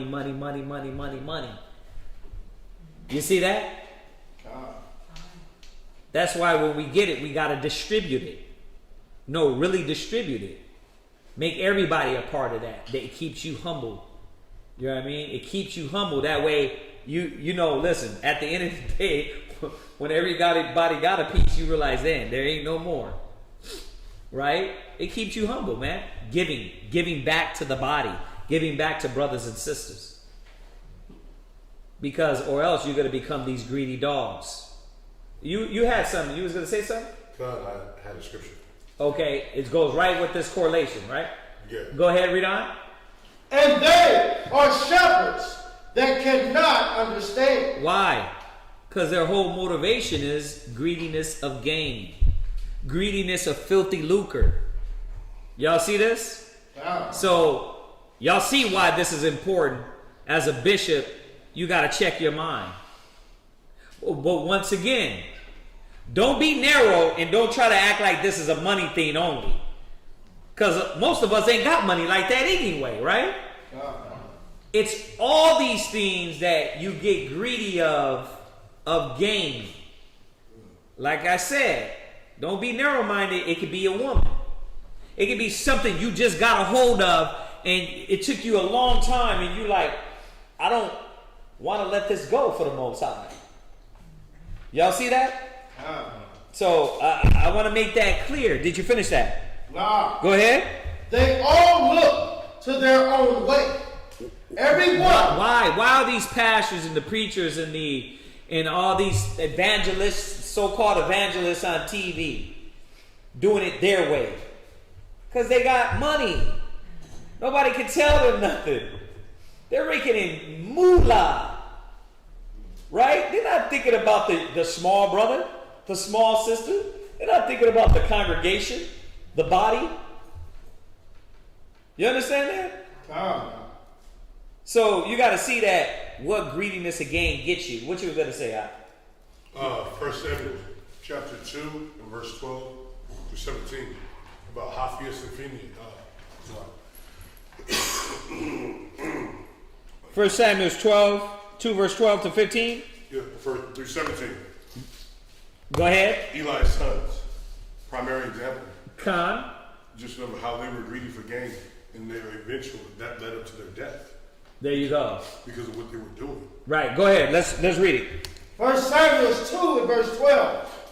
Now the sons of Eli were sons of Belial. Right, meaning that they were sons of Satan. They were sons of the devil, sons of demons. Right? But it's going to tell us why. Go ahead. They knew not the Lord. Right? But they were, hold on. But they were priests. They were. They were priests, but they knew not the Most High. So you had this from the beginning. Why? Because Eli didn't require a standard from them. When it was time to check his sons, Eli didn't do that. And that's what a lot of brothers want everybody to do now. That's why they try to circumvent. They try to circumvent the process. Oh, you don't need a camp. But you're sitting over there with other people. That's called a camp. You're gathering yourself together with other people. Why would you say that? Because what they're saying is, I don't need somebody to guide me and tell me. Because once you guide me and tell me, it's going to piss me off. Because I'm being corrected. That's what that means. You ain't smart. Right? So Eli, he wasn't checking his kids. So that's why they were sons of Satan. Go ahead. And the priest's custom with the people was that when any man offered sacrifice, the priest's servant came while the flesh was in seething. Right. So remember, they had the pots. They cooking this meat. So they offered this meat up to the Most High, right? All the stuff we've been going over in Sabbath class. So the pots in seething and they cooking it up. Read. With a flesh hook of 3 10 Go ahead. in his hand. Teeth. And he struck it into the pan, or kettle, or cauldron, or pot. All that the flesh hook brought up, the priest took for himself. So they did in Shiloh unto all the Israelites that came thither. Also, before they burnt the fat, the priest's servant came and said to the man that sacrificed, give flesh to roast for the priest. For he will not have sodden flesh of thee, but raw. See that? So right there, he's showing that instance where you got the sacrifice that goes to the Most High, but instead you got the servants under these priests that are coming to get the Most High's portion first, but they're taking it from the Most High and giving it to the priest, and they want it cooked a certain way. Like they're doing underhanded things, underhanded, like crooked stuff, right, inside the synagogue, inside the tabernacle. It's like when we go to these churches and we tell them Christ is black, and they look at you and be like, "We know that. We ain't teaching that." Right? It's those things when you see the pastors taking advantage of the young women, the pastors taking advantage of the boys. Right. It's those things. But why do they do that? Because where's their mind at? Nobody checked them and said, nah. See, especially the churches, because the way you join the church, they ain't even examining you, whether you be in the faith. Right? There's no standard. And guess what? That's where Hebrew Israelism is going. Hebrew Israelism. That's where Hebrew Israelite is going. Why? Because this new generation, they came in, and when the YouTube thing was going, they were like, they're looking at it, but then they're like, wait a minute, it's too much requirements. Right? So they don't want to live up to those standards of the priesthood. So little by little, 2008, you start seeing other things pop up. That's where everybody, well, it says, well, I feel, it's like, we don't give a damn about that. But all these different, well, they teach over there. Who are they? Who's they? Who gave them authority? They're not even teaching right. They're not even on no standard. See, the standard was supposed to be the gospel, and the priests lived by the standard, and then you would be able to say, not just the words. If it was just about the words, then we might as well stood in Christianity. We might as well have just stood in Christianity because they were talking a lot of the Bible too. What, just because we got more knowledge? Nah. But that's what brothers and sisters are doing now. So you got all these doctrines that had done more hurt to the body. Now I know the Bible says it's necessary because to be able to put the clean from the unclean, but it's still what happened. It's still what happened. Y'all get that? So this is what's going on with Eli's sons. They taking portions that they don't need to be taken. They're taking from the priests. Y'all see that? You see why you got to be checked when you come in? Or else you'll be like, nah, this is how I roll. Why can't I get that? Why can I get this? Y'all hear me talk about it a lot of time. You start looking at the sisters in the congregation. If your lust wasn't checked, right? You start, if your envy wasn't checked. You see that? It's all these things, man, that you have to require from yourself. It's a standard. But do we see why it has to be a standard? This is real, man. Come on. Verse 16. Yeah. And if any man said unto him, let them not fail to burn the fat presently, and then take as much as thy soul desireth. Then he would answer him, nay, but thou shalt give it me now. Right, you see that? These priests, bro, they were misusing the people. Abusing the people. Why? Because Eli, he didn't require a standard from his children. Right. So now these little niggas was running around doing defiled things.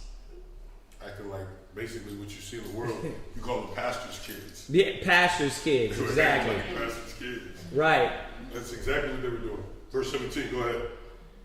And if not, I will take it by force. Check that out. Go ahead. Wherefore, the sin of the young men was very great before the Lord. For men abhorred the offering of the Lord. So you got these men, you got the men who came to do the sacrifices, and their actions, Eli's sons were so wicked that men abhorred doing the work or giving their sacrifices to the Most High. That's that Romans 2:24, blaspheming the name of the Most High. Why? Through that ignorance, through your over abuse and your abuse of being greedy of gain. Right. You know what I mean? Verse 22. Verse 22. Now Eli was very old, and heard all that his sons did unto all Israel. See, he heard about it, But no, not at one point in here, you're seeing that he checked. That silence is still consenting. Yeah. If you didn't know that. Like, if you keep your silence, when you see something wicked going on and you don't speak up about it, you're secretly consenting to that wickedness. Right. Now, y'all go back, read the story, see what the Most High did to them and to Eli, because he didn't step up. You see, I'm going to say it again, and every time I go through this, Bishop, and we hit on these themes, you see why the Most High is not playing? I'll give it away. Eli fell backwards on his neck and broke his neck. God. Most High, because why? He wasn't doing the right thing. He was supposed to check them, make them an open example to everybody. Go from there. Go to Ezekiel 34 and 2. And 3. Go ahead. Ezekiel 34 and 2. Son of man, prophesy against the shepherds of Israel. Prophesy and say unto them, thus saith the Lord God unto the shepherds. Woe be to the shepherds of Israel that do feed themselves. Should not the shepherds feed the flocks? You see that? So, what was it that a bishop needed to understand? That it wasn't about him. But you see a person that is greedy of gain, you see a person that don't want to let go of things, they're more motivated by themselves. You see? So yeah, it got to be a standard. Yes, you have to graduate. Yes, you have to move up on certain levels. Yes, you have to be under tutors and governors until the time appointed. That's what the Most High said. You see? Go ahead. Ye eat the fat, and ye clothe you with the wool. Ye kill them that are fed, but ye feed not the flock. You see that? You're worried about you most of all. That's why when you see brothers with the wrong ambitions, you got to give them time. You got to give them time, man. They got to be broken down to see that the Most High is not about that. See, because they were doing this. You don't worry about the flock. Go, you feed not the flock. Go to Micah 3 and 11. Micah 3 and 11. Had to throw this one in here. This is the book of Micah, chapter 3 and verse 11. Zechariah 11:16. The heads thereof judge for reward. And the priests thereof teach for hire. You see that? It's about hire. It's about money. Go ahead. And the prophets thereof divine for money. You see why you can't be greedy of gain? Because it won't be about you. It won't be about the truth. It won't be about the body. It'll be about you. It'll be about carnal possessions. You see? And most of the time, man, when you're like that, brother, the Most High will throw you for a loop. He will break you down. Go ahead. Yet will they lean upon the Lord and say, is not the Lord among us? Listen, you're going to be doing these things and then say the Most High is with us. The Most High is not with that. And that's what was going on with Eli's kids. You see? So we got to see that you got to require something from yourselves, man. You know, don't worry about these cats. Don't worry about numbers. Don't worry about nothing. You need to be worried about you and what standard you need to hold in the standard of the Most High. And this doesn't come overnight. So all y'all, you want to, oh yeah, you know what? I'm not like that, bruh. We'll see. Somebody has to see. I don't care what school it is. Every school always should have a requirement, a standard. You know what I mean? And I'm not saying we're the only ones that have it. There's many schools that have it. I'm just, remember, we're dropping this because we got to remind our brothers and sisters what is the requirement of the Most High at 1 Timothy 3. Go from there. Go to Zechariah 11:16. Zechariah 11 and verse 16. Go ahead. For lo, I will raise up a shepherd in the land, which shall not visit those that be cut off. Yeah. Why did the Most High do this? Because we were wicked. We were evil. So now we got shepherds in the land. They're not worried about the body. These are the ones that are greedy of gain. This is not a good thing. He did that because we were wicked and we were off. It's not a good thing. Go ahead. Neither shall seek the younger. Yeah, they ain't worried about the youth. They ain't worried about the things that the example that they supposed to put out for the people. All these brothers is worried about is yelling at the white man. It's getting played out. You want to yell at people, but then when it's required, it's up for you to be required to do something. Then you get your face screwed up. You want to act like the mark of the beast, the mark, like, bruh. Let's talk about the mark that I could see in your ass because you got your pants hanging. That's right. I'm sorry, but it's like, bruh, you want to talk about the mark of the beast? Let's talk about, listen, how you smell like liquor right now passing out flyers. How you smell like a half blunt, half cigarette passing out flyers. You know what I mean? The Most High said you had to put a difference between the clean and the unclean. He didn't just let anybody step up into the priesthood. That's why the Most High had to kill so many people that came up against Moses. So we got to see this. This is what they weren't doing for the betterment of our people. It stops being about the people, and it's more so about you and your greedy gain. So this is why a bishop has to be required, that he's not in this mind state. Go ahead. Neither shall seek the younger, nor heal that is broken. Read, right. He ain't worried about the brokenhearted, the ones that need help. He's like, you know what I mean? Class is over. You know what I mean? I'll answer your question in class. Don't call me after this. It's like, bruh, you're supposed to be at access to the body. You're supposed to be a servant to the body. Right? That's what you're here for. Go ahead. Nor feed that standeth still. Right. Remember when we read over Tobit? Tobit, what was he doing? Right? What was he doing? And what did he teach his son? About being there for the people. Being there for the community. Being there for the nation. Holding a standard, man. But these cats, he said, man, I'm going to send you cats, man, that ain't got no real love. No real dedication. They're greedy dogs. And that's why the Most High say you can't be greedy of gain. Go to Philippians 3:18. Philippians chapter 3 and verse 18. Go ahead. For many walk, of whom I have told you often, and now tell you, even weeping, that they are the enemies of the cross. How are they enemies of the cross? Read on. Of Yahushua. Right. Whose end is destruction. Read. Whose God is their belly. You see? You see why they're enemies?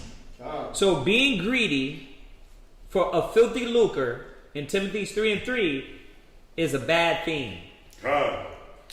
We went over the scriptures how to get out of that mind state.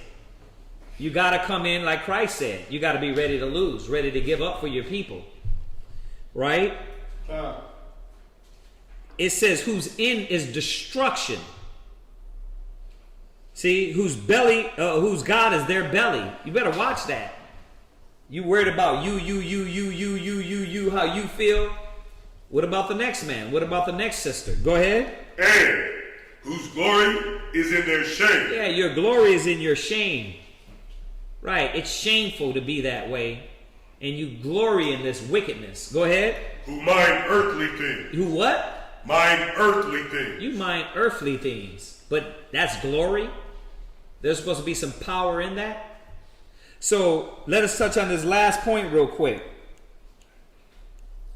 Go to Matthew 13:23. So what do riches do? Matthew 13:20 13:22. 13:22. He also. Let Asa read it. Matthew 13 and 22. He also that receives seed among the thorns is he that heareth the word, and the care of this world, and the deceitfulness of riches. Right. Go ahead. Choke the word. You see? You see why you can't be motivated by gain, success, money? Because riches, money, and the chasing of money will choke the word. It'll strain the word out of you. Now you got two masters. Right? Go there real quick. Let's get that one. Let me throw that one in there. Go ahead, read on. Read on, Asa. And he becometh unfruitful. What is the outcome anyway? What is the outcome anyway? When you're chasing something else and that greediness is there, it's going to choke the word out of you and you're going to become unfruitful anyway. Read that. Where is that? Matthew chapter 6 and verse 24. Just read it. No man can serve two masters. For either he will hate the one and love the other. Go ahead. Or else he will hold to the one. Right. And despise the other. Go ahead. You cannot serve the Most High and mammon. You cannot serve the Most High and money. So you got to watch. I know we're pointing out money in this instance. But remember, greedy of gain is more vast. It's not just narrow. It's not just money alone. It's greedy of gain, success, right? Not just income. Y'all get that? Proverbs 15:27. Go ahead. Proverbs 15 and 27. He that is greedy of gain troubleth his own house, but he that hateth gifts shall live. Right? Why? We know why now. We know what spirit this gets you in. You trouble your own house. Once again, because you do it by any means necessary, right? Go to Proverbs 23 and 3. Proverbs 23 and verse 3. Be not desirous. Read it again. Desirous. Be not desirous of his dainties. For they are deceitful meat. Go ahead. Labor not to be rich. You can't be desirous of all the dainty things. The dainty little things will corrupt you. Right? When you're over desirous of too many dainty things, it will corrupt you. You see, you're always looking for those gains in your mind that is comfortable, brings ease, makes life easier. Yahweh Shah's life wasn't easy. So why are you fighting? Why are you fighting to always be at ease? So you got to watch out the dainty on these dainty things, because those are the little things, man, that throw your spirit off, that irritate you if you don't have it, right? There's little things. You know what I mean? You want some donuts. You get frustrated because you need that sugar in you. Right? What, everybody vibe with that? It hits you? Yeah, you get those donuts, then you get irritated, then you get vexed. Yeah, y'all know what I'm talking about. But no, it's serious. It's those dainty little things that, man, throw your spirit off. And it's like you lose control over those things. So it says, be not desirous of his dainties. Right? Go ahead. For they are deceitful meat. Right? Labor not to be rich. Right, because you're looking at this guy, and y'all can read up, because it's what we're talking about is in context. You're looking at this rich man, and then you're what? You desire those little dainty things. You look at P. Diddy. You know what I mean? I remember Chaazaqya sent me this house. This house, man, that this dude built. It's supposed to be the biggest house ever created. This was like a mall, but it was his house. It was like a mall. He had rooms and pools, and it was beautiful. But you look at that, right? Then you go and look at the bullet wounds in your front door. You know what I mean? You look at, you go by your bedroom door, it look like your son just took his boogers and wiped it all down the door. You be like, man, I'm doing something wrong. Nah, you're not. You are doing something wrong. You need some damn paint and know how to wipe the walls. That's what you need. But we get into, well, no, I need that house. Man, that Lambo looks nice. How could I exceed? And then the YouTube video comes up. Are you broke? Do you need money? Let me show you how to make this money. Right? And you be like, yeah, I need to get this paper. You know what I mean? Y'all brothers over there on that religion stuff, that's going to hold you back. You know what I mean? Nah, those things are not valuable to us. And the funny thing is that every time you hear these rich people, you always hear them, they want to give you the speech that it's not about money, right? That money is not the value, right? When they get to this high level, they find out that, wait a minute, I got all these things. He was in this big house alone. And all he was thinking about the future of how he's going to rent it out and how they're going to have a party. It's like, but you alone, bro. And all you got to meet up with is a new woman every night. That's good for a while. But then after a while, they still got to go home and you're alone. You see that? So you can't watch the rich and then be desirable of their dainty things. Right? That used to kill us. Remember when that MTV Cribs? You used to go to the crib. Right? It used to be like, damn, word, that's how they living? Word. And you'd be like, man, I'm finna get in this booth. Whoop that trick. Whoop that. Right? You thinking you on. What? Then come to find out with them MTV Cribs, that wasn't even really their houses. It was just acting.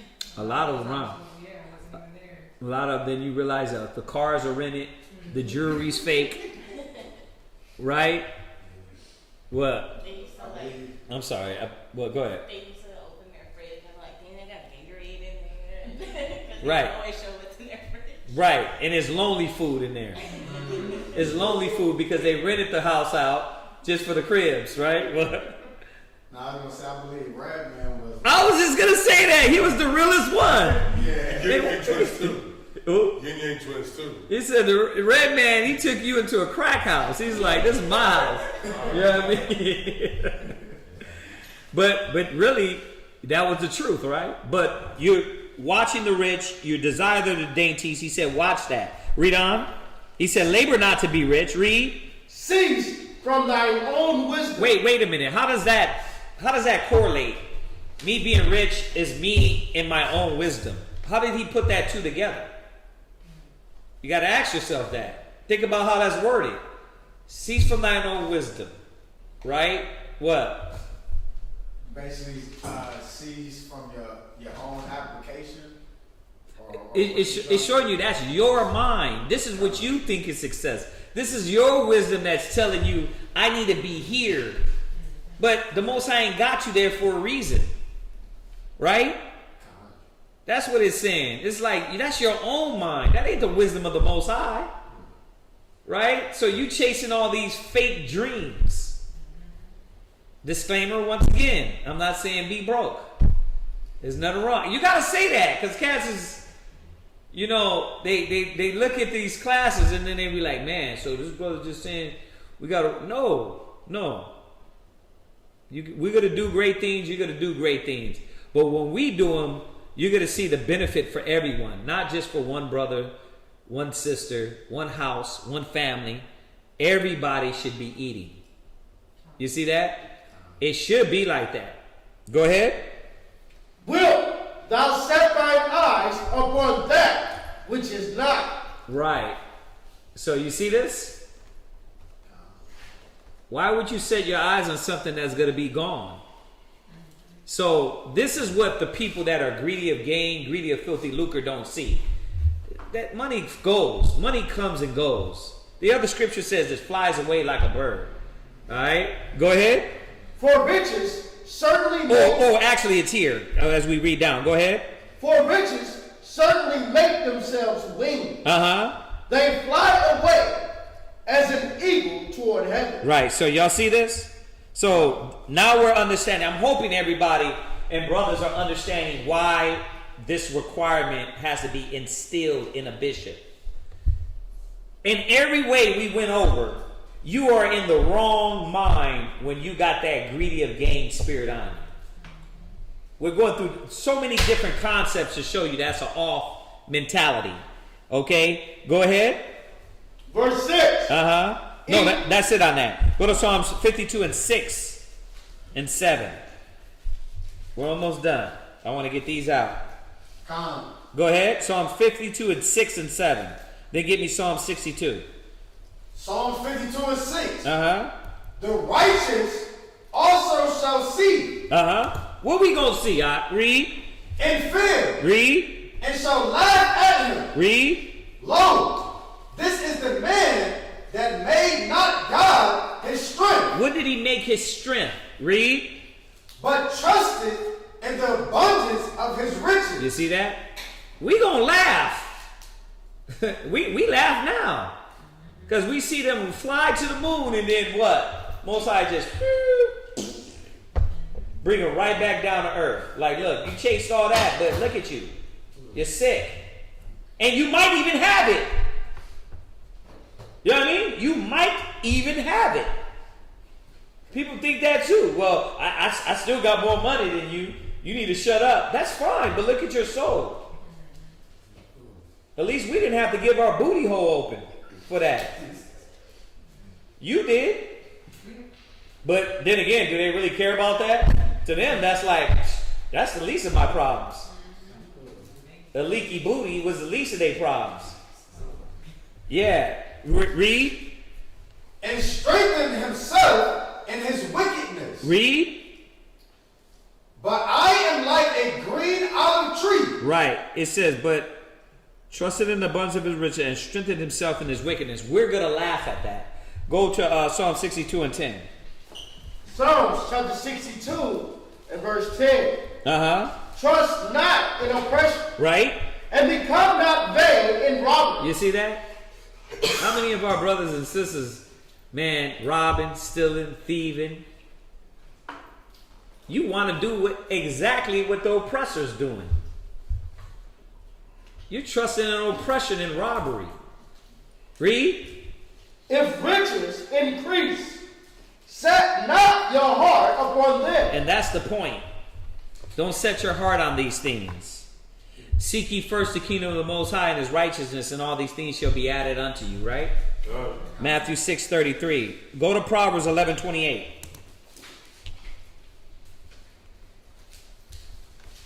Come. Go ahead. Proverbs 11:28. He that trusteth in his riches shall fall. Right? But the righteous shall flourish as a branch. And that's the gist of it. And that's why the Most High don't want a godly man to be greedy of gain. Because you're going to fall. Ecclesiasticus 5:10 to 17. Ecclesiastes.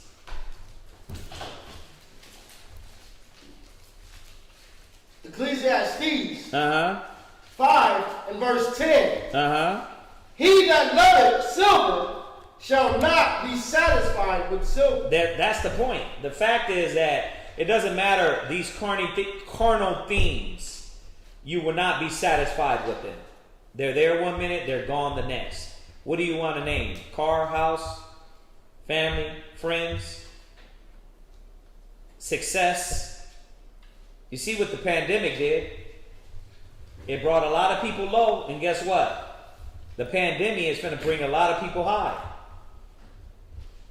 Now the rich are going to get more rich. Companies are going to increase.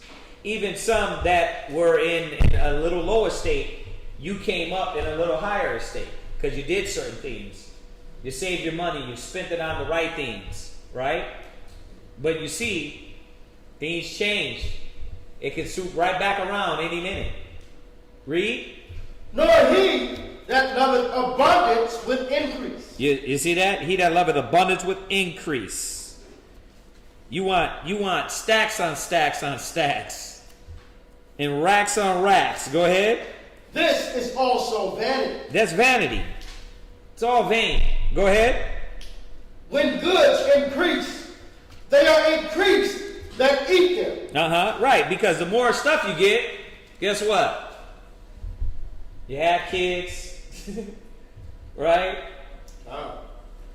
You have family. Somebody gonna eat that stuff up. Somebody's gonna be there to consume it. So where was the glory in it? The only glory was in it that you shared it. That's the only glory in it.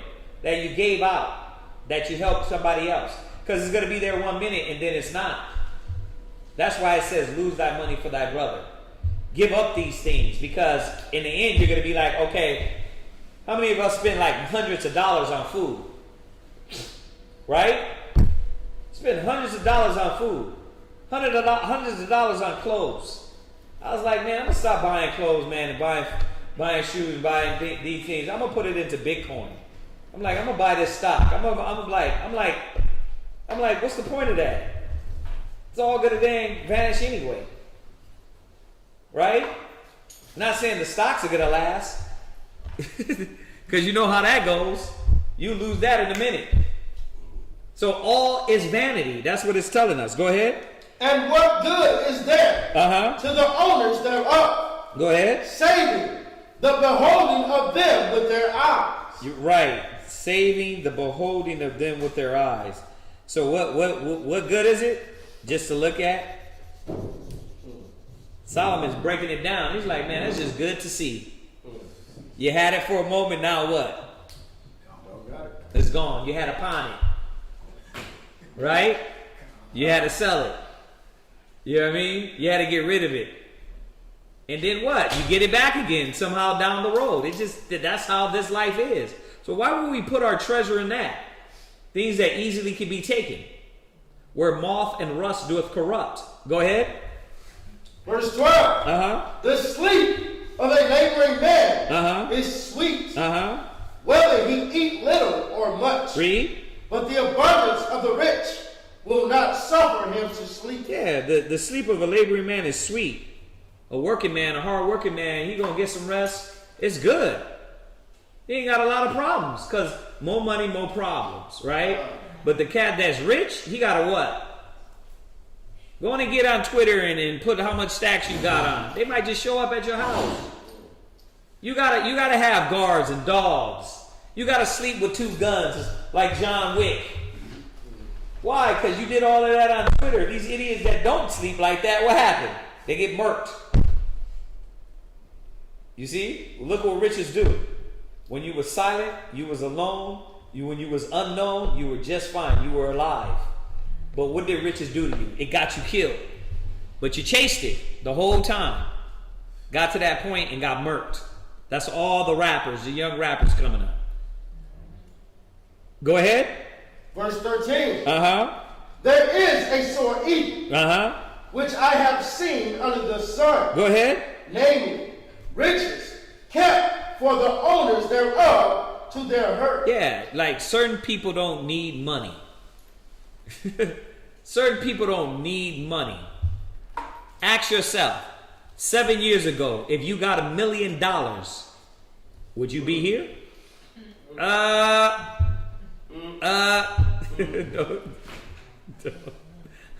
You were here 7 years ago. Right. 7 years ago, when you didn't have the truth, and you got $1 million, where would you be? Would you even have listened? Would you even be in the vicinity of that brother that told you Christ is a black man?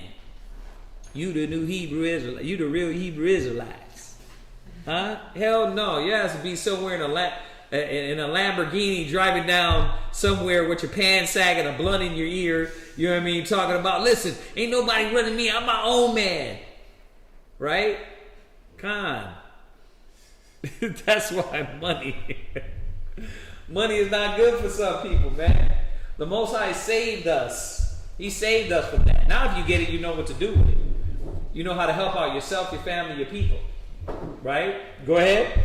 As he came forth of his mother's womb. Uh-huh. Naked shall he return to go as he came. Yeah, that's the gist of it. You know what I mean? So why chase those things more than the Spirit, right? More than the Most High. Go ahead. And shall take nothing of his labor, which he may carry away in his hand. Right? So, what's the point? What? You can't take those things with you. You can't take it with you. You know what I mean? What did you say? You never see a what? You never see a hearse towing you all. Right. Because that hearse ain't taking nothing to the grave. They ain't taking that furniture. They ain't taking that fake gold, those watches. They ain't taking all your guns. Right? They ain't taking nobody. It's just you, right, and your bones. Y'all got any questions on that? Anybody got any questions on that? I'll give them a few seconds. Yeah. I was needing the last scripture you was going on. Ecclesiastes 5 and 10 down to 17. Yeah, I think I jumped off that early, right? But y'all get that.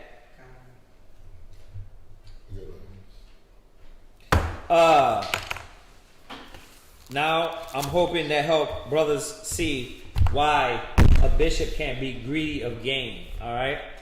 What else we got online? Anything? Anybody got anything? Anybody wanted to add anything? Want to say anything about that? Want to bear witness? Huh? What's that at? Proverbs 27 and 24. Khan.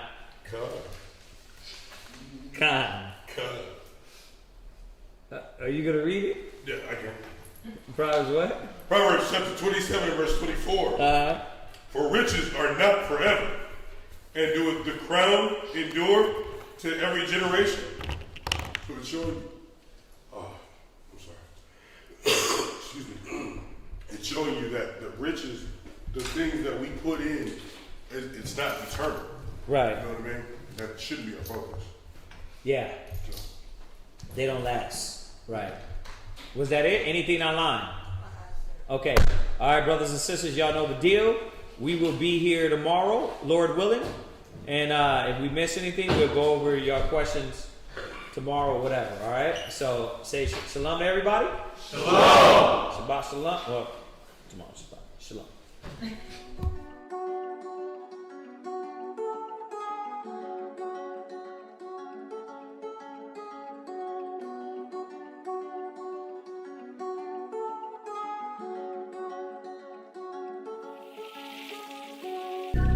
Six children for Judah. Judah, Judah, Judah, Judah, Judah, Judah, Judah, Judah, Judah, Judah, Judah, Judah, Judah, Judah, Judah, Judah. The scepter will never leave Judah. The scepter will never leave Judah. The scepter will never leave Judah. I'm Judah. Christ sprang out of Judah. King David was Judah. King Jasher was Judah. Don't crowd me up, who gon' rouse me up? Alistair Crowley, your time is up. It's a big mess, I gotta clean it up. Esau, the end of my kingdom's up. On the eagle's neck, I'll press. I woke up from my rest. I woke up from my arrest. My rulership is up next. No vex. Judah, Judah, Judah, Judah, Judah, Judah, Judah, Judah. Judah, Judah, Judah, Judah, Judah, Judah, Judah, Judah. The scepter will never leave Judah. The scepter